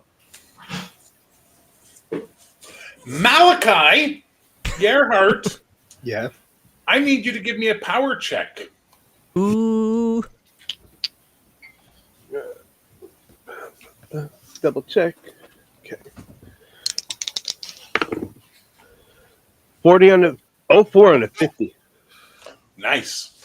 You can feel the power of the Primarch on it. Okay. Who's the Primarch again? Primarch Isaac Achenholz of Ostrad. Okay. He is the head of the Ostradi. You can feel him. You've been in his presence. When you became a Templar, you were in his presence, and you can feel that presence. Yeah, Laura, give me an education check. Spot hidden, I guess, would be proper for this. Add 20 for your super sight. I passed with a better success, not a critical one. Okay, well, with a better success, you're starting to get a very disturbing feeling that this pendant is a two-way channel. They could very well be hearing everything you've been saying. I think, and you would have to consult Brother Dale, because this energy that is emanating from these pendants is not of my ways. It is some kind of divine energy, and I believe that maybe our enemies are using this to hear everything we are saying. Isn't divine good? Aren't we the good guys? Not always. There are different divines. There are different creatures or gods or whatever they're called that radiate divine energy, that provide divine energy. It doesn't mean they're all good. So what does this mean? It means we might be compromised. Then we must get rid of these pendants right away. Does every Ostradi carry one? Yes, we must destroy them. Each one did, didn't they? They did, yes. Yeah. But you know, Gerhardt, that these are not standard issue. Yeah, not every Estrada is going to have one. Just can't catch a break. And I would agree with DeVere. I think we should destroy them. Well, I know the island now can be unified. I suggest we drop them down the castle's latrine, so all they ever hear now is the sound of shit being dropped upon them. You know what? That's a great idea. Off to the privy with thee. Yep. So you drop them down the privy. It's getting late, and you're all starting to feel that you need to sleep. Mm-hmm. So you do. None of you have a good sleep. Thane, you dream of war. Cody, use magic to eavesdrop on them. Says Law Dog for $5 American. Thank you. By the way, thanks for all the super chats, Law Dog. Really appreciate it, man. So basically, you dream of war. You dream of blood. You dream of yourself in the middle of a battlefield, older, your hands covered in blood, and you see all the kings you've met laughing at you. Laurelin, you dream of ravens, and their cawing is laughter. You're being mocked. Dale, you dream of the first church of the United Faith on fire as Austrati knights with faces like demonic monsters burn and kill and murder all around you. Gerhard, you dream of the Primarch. You dream of being chained and crucified. Devere, you dream of a castle far away in Othay, and you dream of a beautiful woman being murdered by agents seeking revenge on you. Yes, her. And Navri, you dream of your family being beheaded by an enraged Tanir who cries about being betrayed for a pagan faith. But eventually, sunlight wakes you, the morning comes, and there's a knocking at the common door to the room. Who will answer it? I guess I will. So you answer the door and you see Sir Lester, the knight you first met when you arrived in Davon, and he looks at you and he goes, Your Majesty, I'm not accustomed to kings answering their own doors. Oh, come on in. My regent, King Harrick requests you and your people in the war room. I am to inform you that you have but about an hour to bathe, dress, breakfast, and join us there. Thank you. The gods will show you the way. And he sort of bows and scrapes his way away and then leaves. Gonna knock on all the doors. Get up! Yes, he's the High King, but this is like college at the door. I'm up. Now, did anybody keep a pendant, or did you literally throw them all down the privy? Privy. Privy. Laurelin? Not keep a pendant. Okay, just making sure. I'm not going to pull that because we are already said I was going to destroy them. So Fair enough. What'd you say, Malachi? If we would have had, I would have only had one, and it was the one that I shown. We would have just gotten rid of it. Yep. Okay. So the king is waking you all up. Okay. Get ready. Get up, we got an hour. Dress in your finest. Well, I'd like to go to the privy Okay. and communicate via my ring piece. A little morning news flash for them. Is that it? Yes. All right. Fair enough. But yeah. Otherwise, yes, go to the war room. Fireworks. Oh, that's weird. Was that your cat?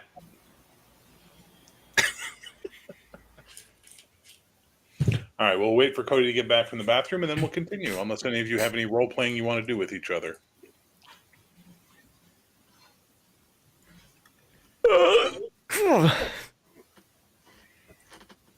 Where's Perrin? Because shouldn't he have answered the door?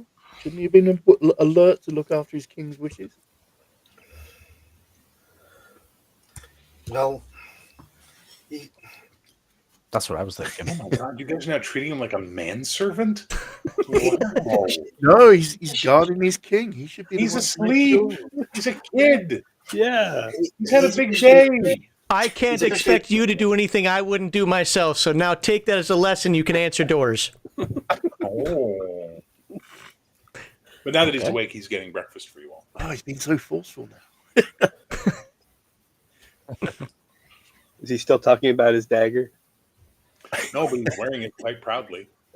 Nice. Oh, you must really have had a good conversation with the king then, eh? Como? What do you mean? Can we? Look, he seems more confident already. Oh, you're talking about him. Sorry, they were Yeah, all talking about Perrin. I'm like, what are you talking about? Sorry. Fucking stoner. Yeah, I'm trying to balance this whole character growth thing and the fact we only play like once a year. So. All right. Oh, let's be fair. Let's be honest. The last time it was my fault. Well, it's my stepdad's fault. He had to go and die. Silly mortal. Stupid mortality. I'm going to sit and chat with Yeah, Perrin. that thing. Say, Perrin, Oui, chevalier. it seems that we will now be fighting on the side of Davon, and likely against Pelabria. Eh bien. I would like for them to make you a gambeson. Why? What colours would you like? Red and gold. Red and gold. And blue. You'd like to mix the colours of the two? My tante, she wear red, gold, and blue is her colors, and your colors are red, gold. So if I wear red, gold, and blue, I wear both your colors. And what's the colours of Davon? Davon? Oh my god. Good question. I've never thought about that, to be honest, you silly player. There you go. There's the for the end. John gets the points because you know what? He stumped the DM. Well, I know none of them have purple because we made purple for the High King. Bronze and dark blue, like a midnight blue. So the blue works. Well, no, because you guys, he's talking about, you know what her colors are. They're the colors of the nobility of Othay. A royal blue, a crimson red, and a shimmering gold. That said something, wouldn't it? But we should fight in combined colours of Pelabria and Davon against the Pelabrian heretics and reclaim the land. Should we not have the colors of the High King? I agree with Perrin. Should we Point? not? Pardon. We could. Maybe you have a point. Maybe you're wiser than me, young Perrin. Okay, Maybe you are. if you wish. You know, it works. If you mix red and you with blue, did you know you get purple? Okay. Yes. Oui. Good. Then that is what we shall do. That is how we will mix the colours. We'll fight in purple. This kid lives in fear of you. You know that, right? He lives in fear of an imbecile. Well, he doesn't really end. Rough storm going through outside. 1 minute, I may need to rescue my robot mower. I'm back. Did you rescue your robot mower? No, apparently it's home. Either my wife did it or it's home. So R2D2 is all good now? Okay. it's like a Roomba for my lawn, man. Alabama's too hot. I'm not cutting my grass. All right, so you guys go to the war room, and you walk in, and there's a group of nobles and some knights in there, and the king is like, good to see you. Glad you made it. Very good. And on the wall is a massive tapestry that has essentially much better painted this on it. The entire island and all the kingdoms. And if we zoom in, we can see Davon. Mm-hmm. We can see Pelabria. And then he's literally tapping the map here. Oh, I was mistaken. For some reason, I thought we were south of Pelabria. Okay. No, you're north of him. Because Uri Day, and you see Ostrad here. Yeah, for some reason, I thought Uri Day was where Pelabria was. Okay, that was my... got it. We're good. And this is what he's showing you guys on the map. Just, like this is the area he's talking about. He goes, You have asked me what you can do to show the island. What do any of you know of the Uriday people? What history, what knowledge? They're north. Yeah, it's a real shame we don't read the handouts. Or we did 2 years ago. I know. The Uriday are the first and only Efrani kingdom that has signed the Treaty of Islay. I have supported them through my life. And they are now subjugated by the Ostrati.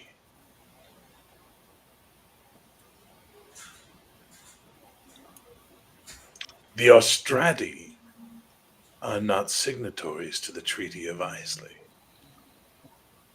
Therefore, if we, together with your allies, liberate Uriday from the Ostrati, Calabria cannot lend them aid without violating the Treaty of Islay and putting all Pendric kingdoms against them. Now, she'll find a way to help as she can, but her advisors will not let her bring forces to bear, for that would make her an enemy. And then the invasion of Calabria would be a foregone conclusion. So I propose to you, Your Majesty,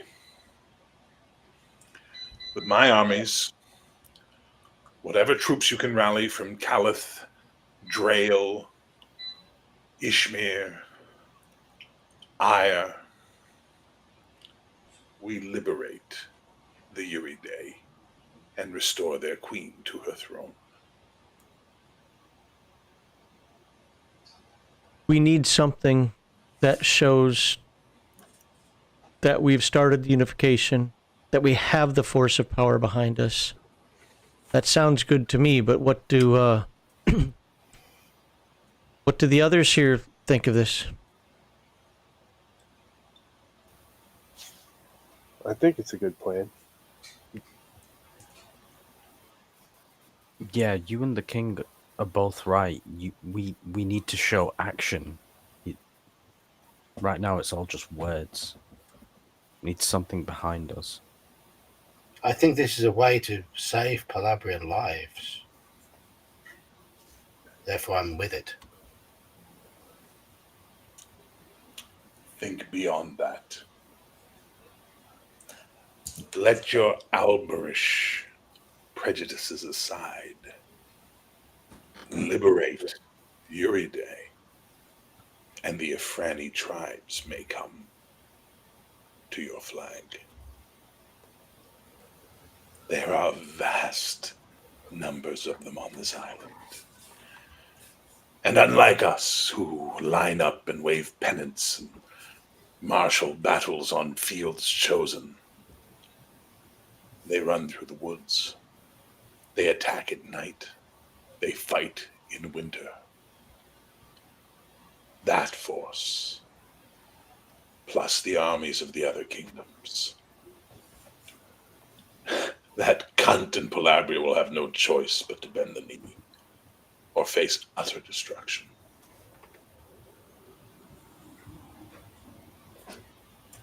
That is my proposal, High King. It is yours to decide yea or nay. I want to hear more from people who got me this far.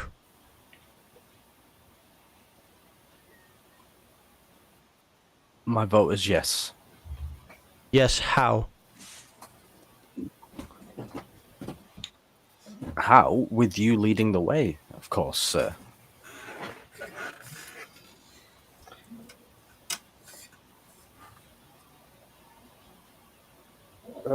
The king makes sense. His plan makes sense. I think we should follow through.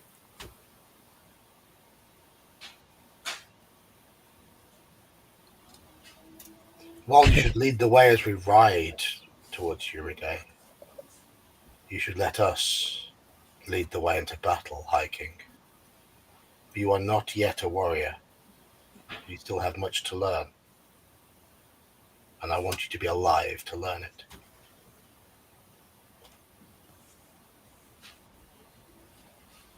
I want to be alive to learn it too. But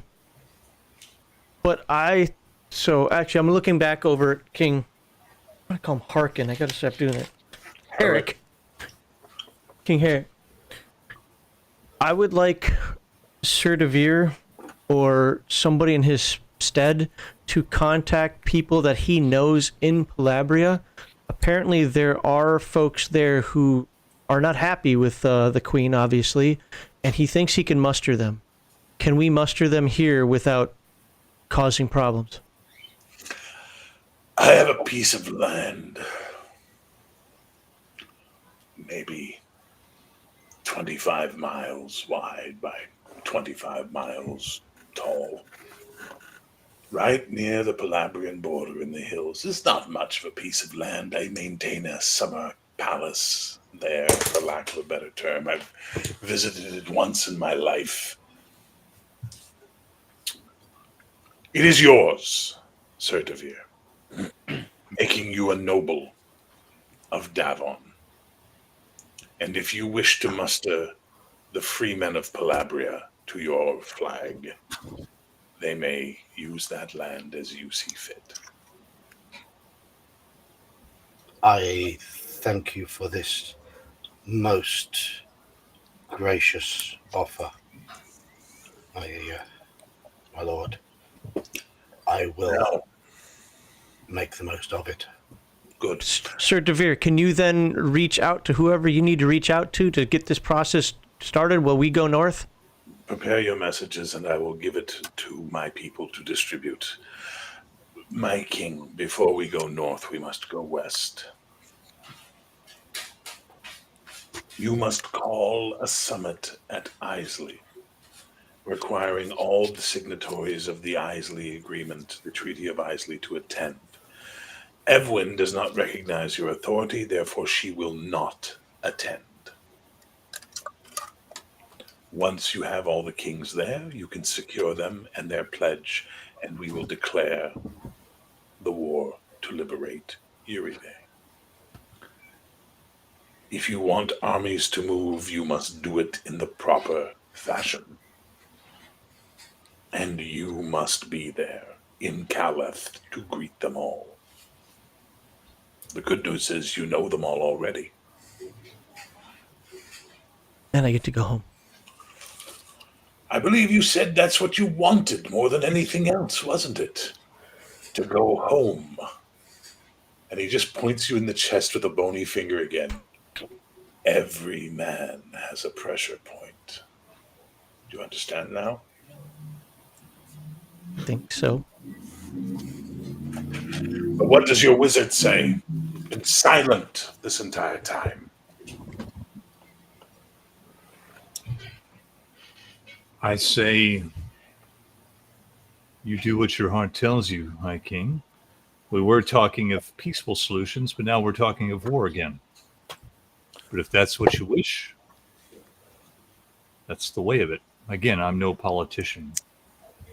I still like the idea of peaceful solution, and I think we still can look toward that.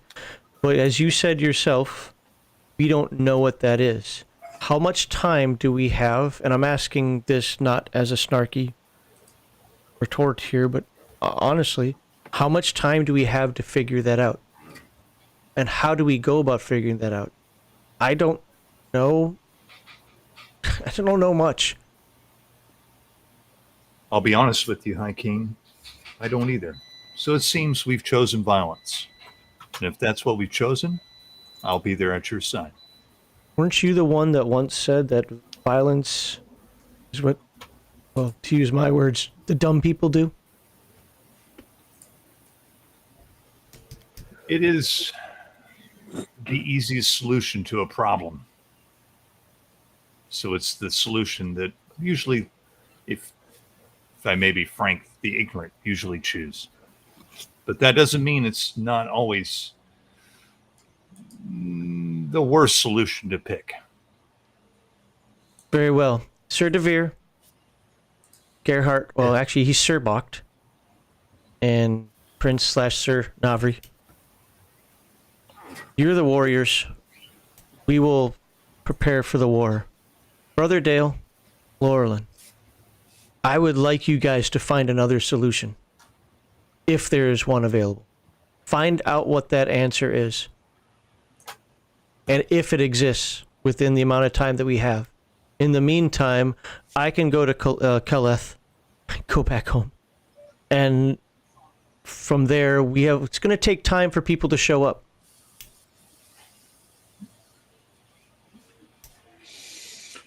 It will be better before we are done. What's that? Go ahead, less smelly person. Hiking, if you can bring the forces together from several countries, perhaps that will be enough to have a bloodless war. And Do both. Yeah. Your day.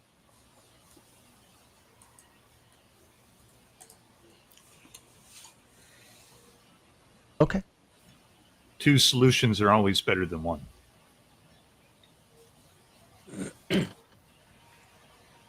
All right, I don't know how to command this any better than I have, so that's what I'd like you guys to do, and then Sir Devere Navria, you probably have the most experience in actually mustering armies. So when we go to Caleth and people start showing up, a knight commander can start commanding some knights. That is Maybe. my intention. Yes, sir. And then Bocht, you need to teach me everything you know about the Estradi religion. Do a montage. Reading books and putting stuff up there and building crosses or whatever. and then learning how to fight, and then like looking at maps with little armies moving around and like and arguing and Never gonna hold me back. exactly. It's gonna be amazing, this montage we're gonna have. So Devere, you're asked to write a letter to the people that you want to have. They scribe out copies of it, and then they distribute it to their spy network to take to the people you've told them to take it to. Thane, you are asked to write the call of the High King to council at Islay. A copy is made of each one. You need a signet ring, so they actually will make you a signet ring over the course of these couple of Nice. or whatever, so that you seal all of them. My butterfly ring. Your butterfly ring, exactly. You seal all of them with your Pendrick butterfly, and then those are sent to all the kingdoms that have signed the Islay Treaty, which includes Husky, Calabria, Drael, Brooka, Ire, Ishmir, and Davon. He's like, thank you. Yes, oh, very good. I've been called to a meeting. That type of idea. Dale, during this time, you are contacted by a group of mystics within Davon who are Pendrick Reformation, who want to know more about this unified church and the Grey Faith, because the Grey Faith is, one of the bases for the unified church. So you spend a lot of time in their company, studying and learning and teaching. Navri, you feel a strange call to this place just outside the city walls. And when you go there and you look at it, you know this is where the High Father's church must be built. Here. And as if to say that it wasn't like preordained, once you have this moment and you turn around to head back to the city to go, I got to get this thing going, you see Brother Dale and a bunch of mystics walking up to the area that you're at because they've decided this is a really good place to study and learn in the wilds, in the nature of God's world. So Gerhardt and Devere are training Ethane. Meanwhile, also at the same time, Herrick's Marshal is teaching you all the finer points of large warfare and troop movements and learning like how much goes into fucking this stuff, which is insane. You know, that montage includes a bunch of elbowing. Wake up. There we go. And Laurelin, as you sit contemplating the peaceful path, a raven lands in front of you, turns its head, and then its mouth opens and you hear the voice you've heard before. It would appear we need to speak again, Laurelin Lockwold. It's the Witch Queen of Brooka. Yeah. So I open my eyes, look straight at the raven. Well, we were speaking. As you open your eye, you can see the shape of her around the raven as if she is possessing it, and then suddenly it just goes, and you are in a room, very ethereal, very smoky, what have you, and there's a stone table between the two of you, and she sits at the other side of it. What has been set in motion? Why would I tell you that information? I thought we already made a deal. You are about to bring this island to the point of war. It's not I who's going to bring the island to the point of war. You are meant to control the High King. You are meant to guide the High King. I give him the information he needs. I am his wise man. If he seeks my wisdom, I shall give it. If he doesn't, I won't. It is up to him. He is the High King. He is the one that has to make the decisions. A leader has to take the labels and lead. Not me. I'm not the leader. I'm not the king. If he makes the wrong decision, so be it. And I will fall with him. While it would amuse me to attend this conclave in Islay, I will not, nor will any representative of Brooka, and our statement will be sent, but you will know it now. Brooka will not engage in any open warfare until the time set between us has been expired. Of course. We already made a pact, and I know you will honor that pact. Honor? I care not for honor. I will use the time that you are distracted to destroy those witches in a skein.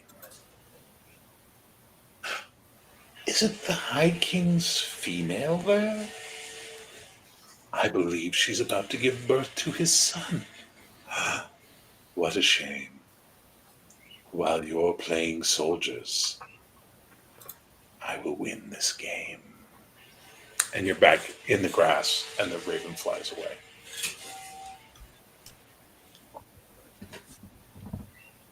Okay.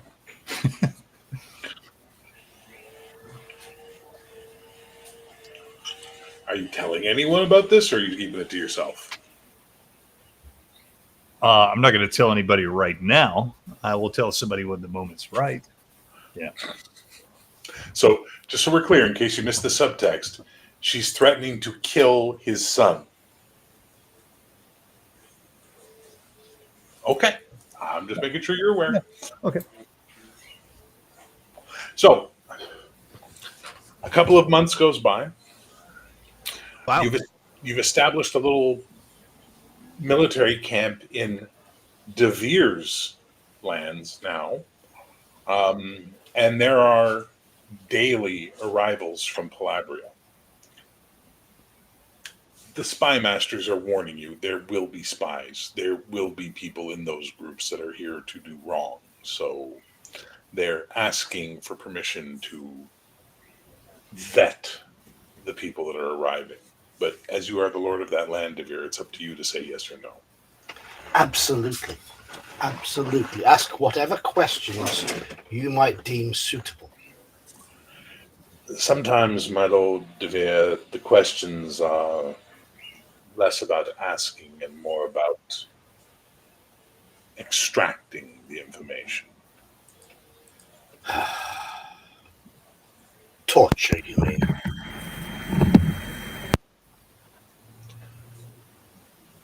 If that is the word you choose to use, my lord, yes, torture.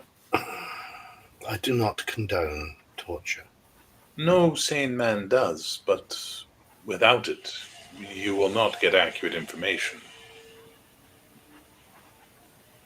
Torturing the innocent would certainly cause their loyalty to waver.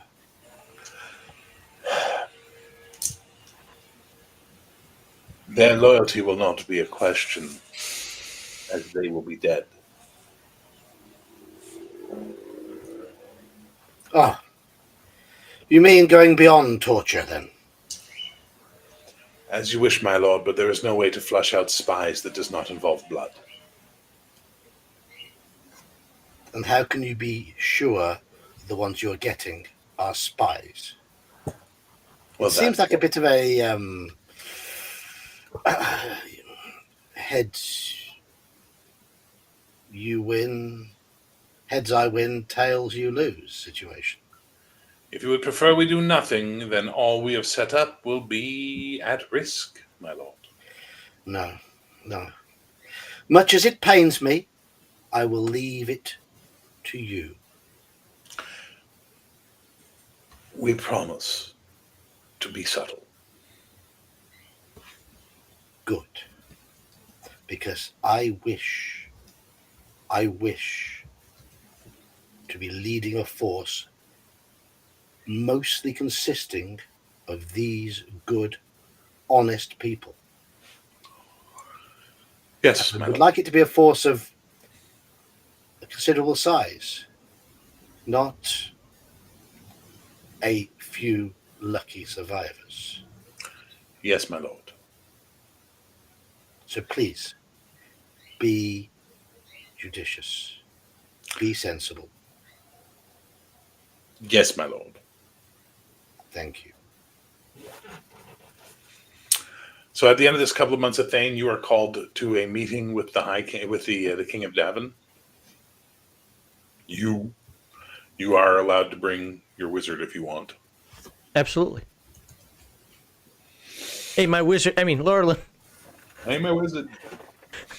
And when you walk into the meeting, there are two men there that you do not recognize. One is wearing green and gold, and his standard has a charging horse on it. The other is wearing blue and silver, and the standard that he has on his shield is a hawk over a beehive. Give me an education check, both of you, to see if you recognize what these are by any, if you have heraldry as a skill.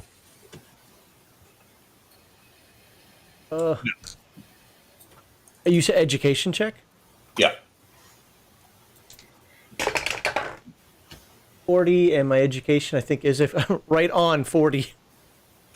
So the hawk and the hive you absolutely recognize. That is the symbol of the Lord of Colwyn, which is on the continent. The green with the horse, you're not as sure on that one. What did you get, Cody? I failed.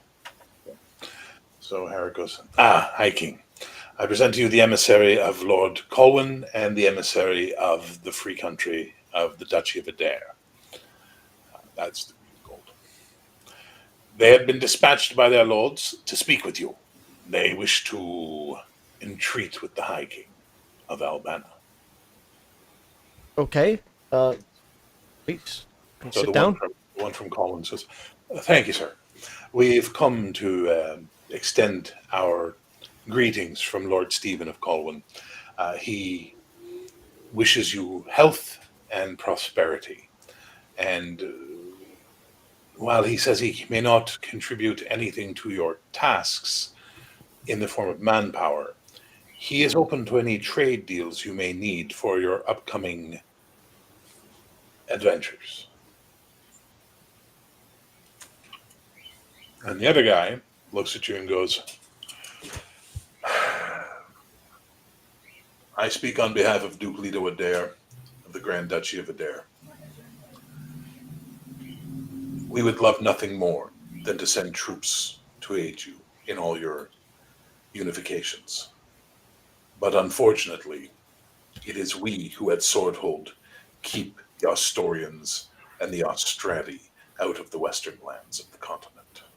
Agos breathes, eats, and sleeps because of our blood, because of our men, our women who hold the pass.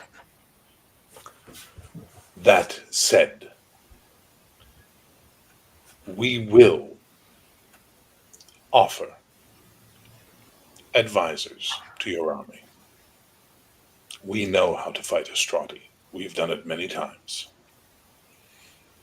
In return, when you have unified your island and secured your hold as High King, the Grand Duke would request your aid in liberating the Midlands, as Vortigern once tried. That is the offer. And he puts the scroll down on the table. Well, of course, I need time to think about this. Of course. As first of all, I appreciate you both being here. Long life to your rulers as well. Yeah, let me think about this. It's a long trip that you guys took out here, so I mean I can appreciate that. Thane is just rattling his head like all the nice little pleasantries he can think of saying because he doesn't know what the hell to do right now. The Adari gentleman just listens. He goes, King Herrick sent message many months ago, probably around the time you began your unification. Well, we can use all the support we get, and I am a type of person that believes that you help me, I help you. With that said, let me be very open about something here. I don't know what the result of this is going to be. Even if I win, and I'm saying I now, which is really weird. Even if I win, I don't know what that means. I don't like to order people to go to their deaths, especially for a war that doesn't involve them directly. It'd be tough for me to ask them to do that. But I also tell you, for whatever it's worth, I will honor my agreements. And if you help us, I just think it's only fair that we help in return. Well, if I may, Your Highness, Colwyn follows the Reformation, the Reformed Church, like the island here does for the most part. Also, we failed, and so did Adair, to aid Vortigern when he attempted to hold and liberate the Midlands from Othay, the Palathian League, and Astoria. The suffering of the Atlantic people, who are cousins of ours, has been a great shame on our nation's honor, and my lord would greatly like to rectify that situation in the future. Vortigern was a good friend to Colwyn, and I know he was a good friend to Adair. There's no deny Vortigern was admired by many in Adair, including the Duke himself. Therefore, we will be allies of your unified island when the time comes. Understood. I hope to be half the person Vortigern was. We will take our leave of you, and when you are prepared to reply to our lords, I'm sure we will be ready to transport those replies. Thank you. The Adari guy stands up. Like, the Adari guy is just like, okay, you know how most people in the world feel when American military people are around them? Like, just like, oh, Jesus, these guys, like, fuck. You know, I mean, that feeling? That's what you get from the Adari. It's like, these are people who fight every day, you know what I mean? And they see themselves as, you know, the lone sentinel on the wall mentality, right? Like they are the ones who hold everyone else's lives in their hands because they are the place of entry. And he just gives you that vibe. And he's also bigger than most people you've ever met in your life. Like they're tall, robust people. You know, they're not Draelish, they're not giant men, but he's a big man, probably like 6'1", 6'2". You know, he's not a small man at all. And with that, they take their leave and head out, leaving you, the wizard, and Herrick. Talk to the king first. This is where I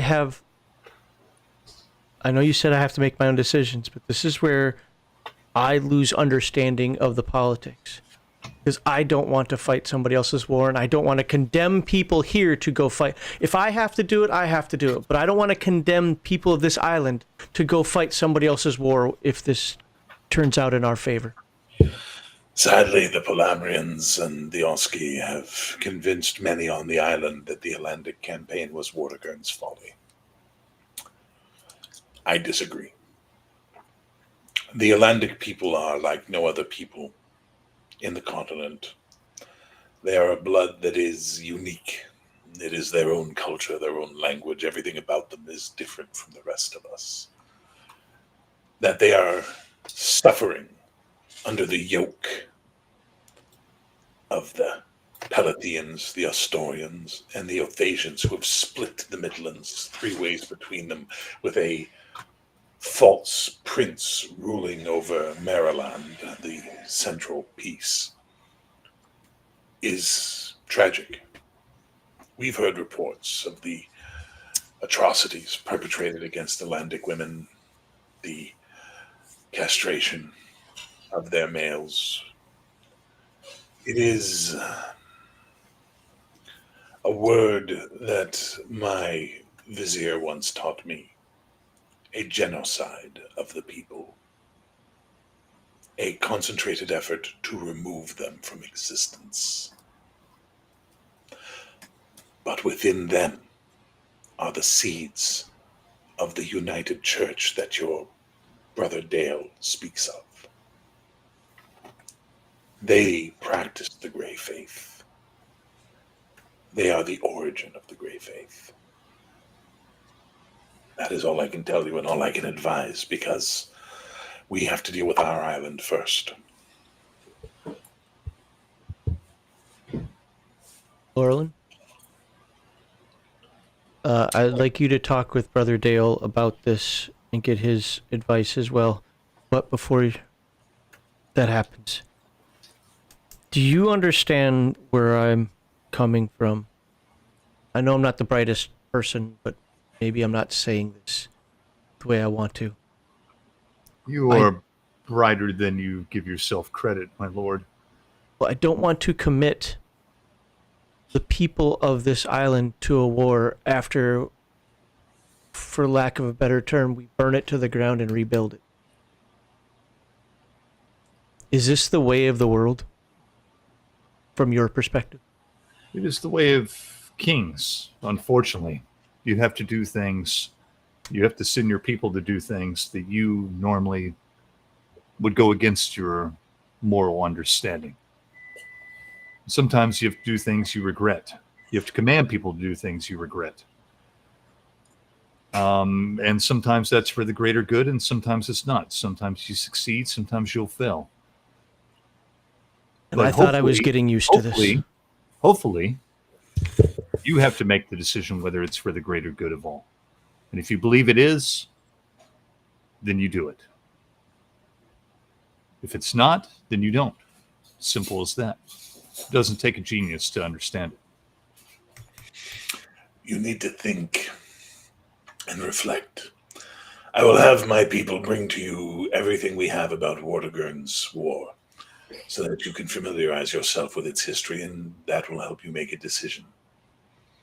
Know what came before, so that you can attempt to predict what will happen. Or at Thank you. least prepared. 2 days later, on a frosty, cold morning, it's misty, it's not great weather, messengers from Ishmir arrive. They're taken directly to King Herrick, who then has you, well, probably all of you are going to wind up there, but specifically Navri, brought to his council chamber.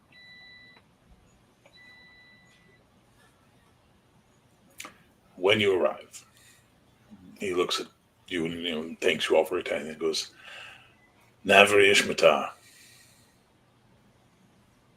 And he throws a scroll down on the table.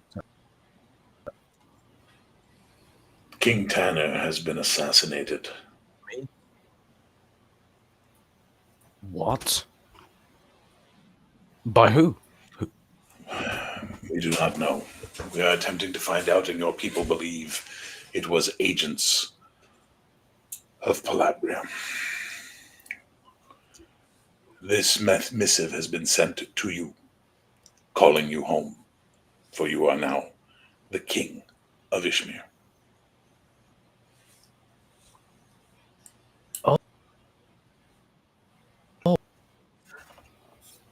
Oh, that's a lot to take in.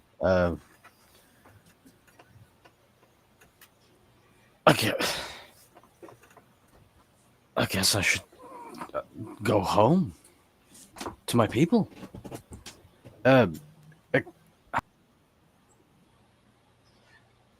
are you still here? What? You're the Paladin King of With your Ishmir. permission. No, you don't go. You take this at Will face you value. all come with me? I have to stay here. You take this at face value. Could it not be a trick?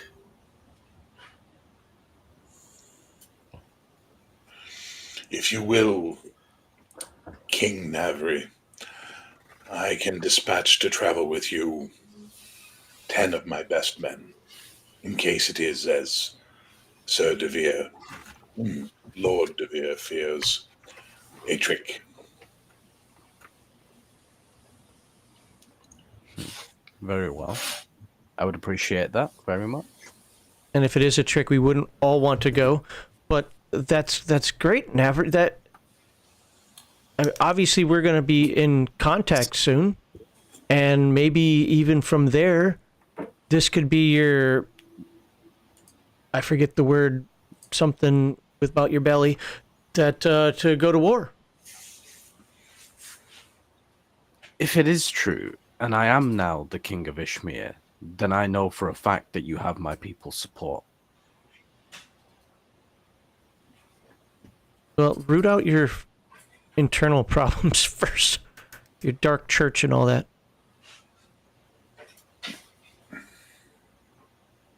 But I think that are you going to lead your army from the front?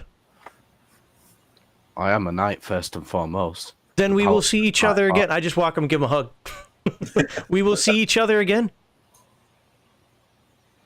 Definitely, sir. And still, I am under your command. I appreciate that. So when you call for me, I will be there. Hopefully with a large company of my finest warriors. Can somebody give him a letter? I need to see you in Kaleth pretty soon. How soon? Whatever the time frame of that was supposed to be. Just let him know. Spring. There we go. So you got about 3-4 months. Very well, sir. About 5 months. Okay, 5 months. We're in October.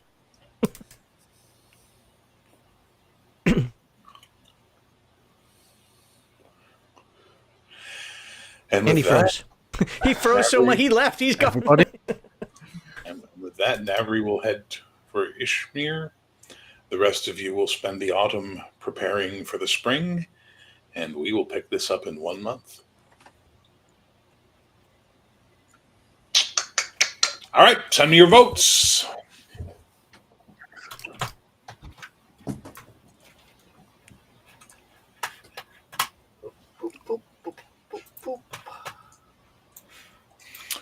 Oh, Condor came by and voted it down. Oh, did it? Oh, every video gets one down vote. I know exactly who it is because when he makes videos, he talks about the subject matter of my videos, professing that he doesn't watch my videos. Oh, right. Okay. Yeah. I see it as it's like a badge now. It's like, yay, level up.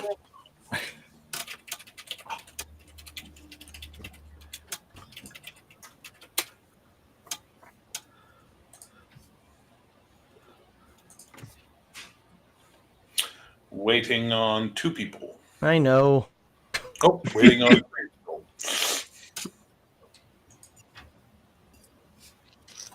Oh, wait, no. Now waiting on 2 people. There we go. All right, we'll start at the bottom and work our way up. Iman, who did you vote for and why?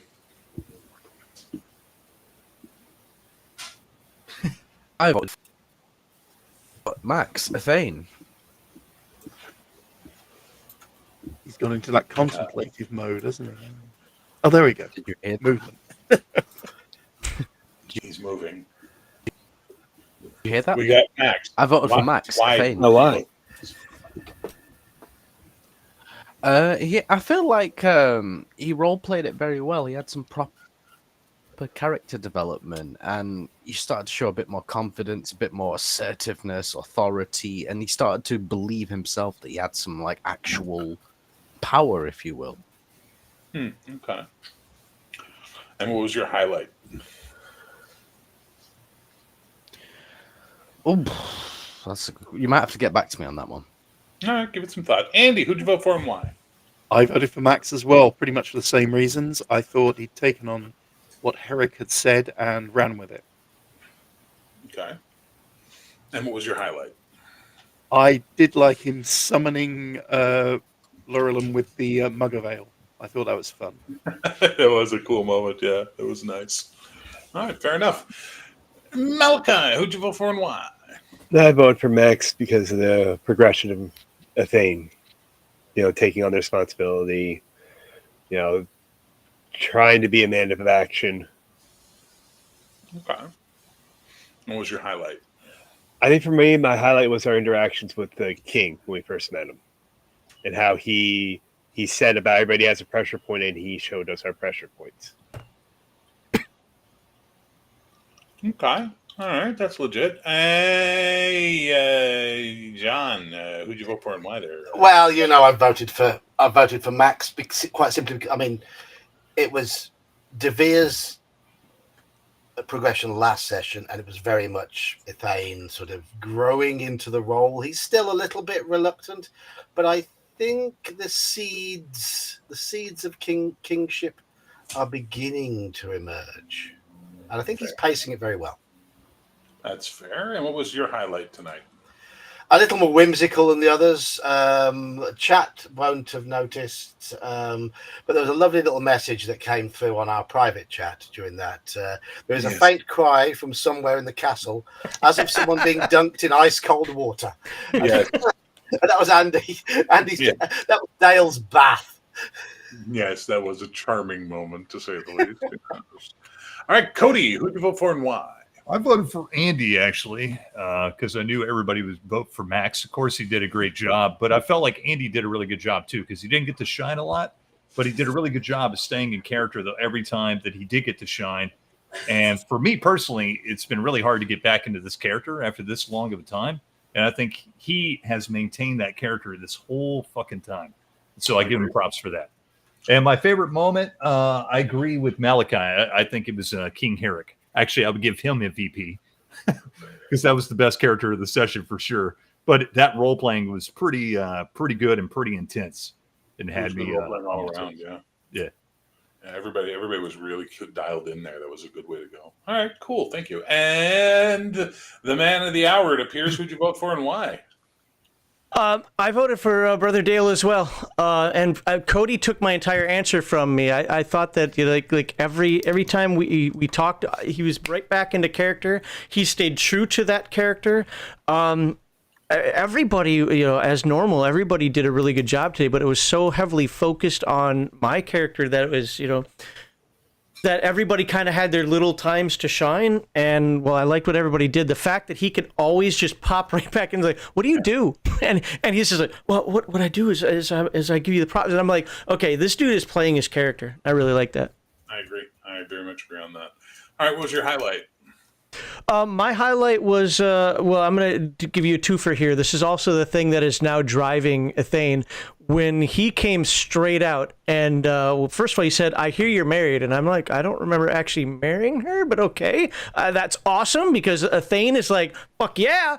I knew about the kid, obviously. But then the fact that he opened up and basically said, do what you want. And within that construct, I'm like, okay, this entire war for Ithane is now about her. Nice. Nice. Oh, what was the thing that Herrick said that locked Athane in? Sorry, I didn't quite Well, understand. it was when he talked about how he had his wife and then said, "I know you're married to the," and his Gito, and kind of laughed about it, and then and with child and so on and so forth. He's like, what are you fighting for? And I'm like, well, that's you have to know what you're fighting for. That's what I'm fighting for. That is exactly what Athane is fighting for. He didn't even care whatever dude was saying after that. He's like, sure, great, yeah, pressure points, yada yada. I'm fighting for that. For that woman and that baby. There we go. Oh my God! If they get killed, Laurelin. Oh, yikes! Well, Max, normally you would win because more people voted for you, but I'm actually going to break my own rules and give it to Andy. That's fair. I think Andy literally deserves it tonight for the role playing. It was so heavily centric on me anyway that I get it. Yeah. But Andy's ability to keep the character alive is really, really good. So that's awesome. So you get, I believe, a bonus luck point and a bonus skill roll. Please take advantage of them. But I'm also going to give you your props as well, Max, because you earned it. So you get your bonus luck point and your bonus skill roll as well. But I want to give an honorable sort of judge's award to Andy because I think he really did a good job on that. As a player, I hope that you guys also saw that I was trying to bring you in. I think I did not. I was getting a little like, okay, this is really, really focused on me. I get that. That's cool, but I want to bring in everybody in this. So I hope you guys saw that, and I hope I did that fairly for you. Yeah, I for sure saw that. My problem really, I'll be honest, was like I had a really hard time getting back into this game after this long. Like I can't even remember what that headspace of this character is. So you're asking me questions and stuff, and I couldn't remember shit. And I have notes and stuff too, and I'm just like, I don't even know what this says. Well, but that works to a certain extent because No, it was just because the last thing he did was absorb a witch. Yeah. So there's fair play that Laurelin's kind of fucked up right now. You know what I mean? Yeah. I'm going to go around the table and give you guys each of your props that I feel is necessary right now. So, Max, we know, you grew tonight. You did a good job. You really allowed the character to start to understand the severity of his situation. I think it's funny as fuck that you're all trying to figure out how to do this peacefully. It's like, there is no way to unite this island peacefully. If you guys can cook one up, more power to you. But challenge accepted. I love the fact you're trying. Cody, I like how much more Merlin Laurelin was this time. I don't. Yeah, but he did. He got to a point where he kind of went, all right, then fine. Do what you want. Here's my advice, but do what you want. And I love the fact that Laurelin was a bit jealous of Herrick's relationship with Athane. Well, you've already spoken to your first advisor. Like it was your first wise man. It was like, I love that. It was like a really like, Laurelin's feeling butthurt. I loved it. It was so good. John DeVere is becoming less of a cunt with every session. And the nice part is I think we've had 3 sessions in a row now where his country has not, he sort of started to backpedal a bit in Palabria, and then the rug got pulled out under him, and he's like, fuck that. All right. I now have a purpose. Free my people. You know what I mean? But he's still staying true to that character. But without being a cunt. Without being a cunt, Yeah. exactly. And that's really good. So I really like what you did there. Malachi, you actually role-played tonight. Good for you. It wasn't much, but there was a little bit, and I loved it. It was really nice. I'm going to give you. I'm going to remind you to look at the campaign primer and read about your people, so you have a better idea of who the Estradi are, because I think that would help you a lot. Andy, we've already said what we need to say, which is that you've done a really, really good job. So keep going. And Iman King. I love that Iman, that Navri decided, I'm not able to be the king anymore because I can only serve the High Father. But it's like, no. If you actually talk to Brother Andy about it, Brother Dale about it, he'll explain to you that the kings all wear crowns that are given to them by the High Father. They serve the High Father through their kingdoms and through their kingships. That's what they do. So I love the fact, I believe it was Max referred to Navri as the Paladin King. Mm-hmm. Well, that's Charlemagne. Do you know anything about Charlemagne? Iman? Can't say I do. learn about Charlemagne. Can't say I Because, do now. because I think Navri's potential here to be a religious king who leads his people through their faith in the divine is going to be a very interesting arc for the character. So, I'd look into more Charlemagne, learn about Charlemagne. Very important. And you're already role playing a lot of that right now, Bill. I mean, I think you do a great job with that. Absolutely. Oh, Now, it gets hard for us right now because we're in domain play, right? Yeah. Like, we're getting into domain play, and domain play is very hard to have characters interacting and doing stuff all the time. So I'm going to have to think about ways to do that moving forward. But if you guys have some suggestions and you want to discuss it in the group chat, I'd be really open to that, because it's really kind of hard to, sort of how do you give everybody their fair share, but you were trying to bring them all together, but this domain play starts pulling you apart because you all have things to do. You know what I mean? So it's one of those things where I would be really, really open to discussion because I've never run domain play before. So this is my first time. So I'm learning as I go as well. So that would be helpful if we talked about it in the Discord chat. That would be good because we can get some ideas of how to do it. Now, does that mean maybe making backup characters that can be used for more, specific stuff that you do? I don't know. We'll Devere can play Perrin. Or John can play Perrin. Now, the next question is, we're going to have about a half-year jump. In total, about almost a year. Like, we're going from the end of summer to the beginning of spring is going to be the next jump. So I need each of you in the chat to tell me all the shit your characters are going to be doing over the course of the autumn and winter. Okay? And like all the stuff you want to get accomplished and all the things that are important to you. Please, because that's going to be important. And we'll figure out the date from when we pick it up. So there you go. Any final thoughts from anybody before we wrap this up? For not remembering anything from last session, I thought everybody played great. I'm happy to be part of this group of gamers. I hope we can keep this going again. Well, it's funny. I've often thought about how, I've always been like, I should just bring this game to an end. I should just find a way to end it so that way we could play a game that was less together, because I like us role-playing together. You know what I mean? Like, I do enjoy this group, and I would hope that once we do get to the end point of Codex Albana, we can still keep playing together in something else. You know what I mean? So no plans to end it just yet. I think we hit a really good stride this session. I think we hit a really good point that takes the campaign forward in a weird way. But we'll discuss all that offline. Thank you guys for playing today. It was a lot of fun. Thank you everybody who watched on all the channels that were co-streaming and on my channel and all of that.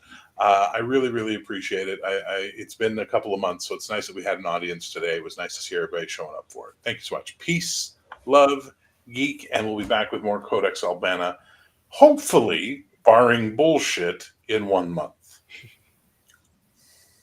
I have no more dads that can die. It's okay. Ow.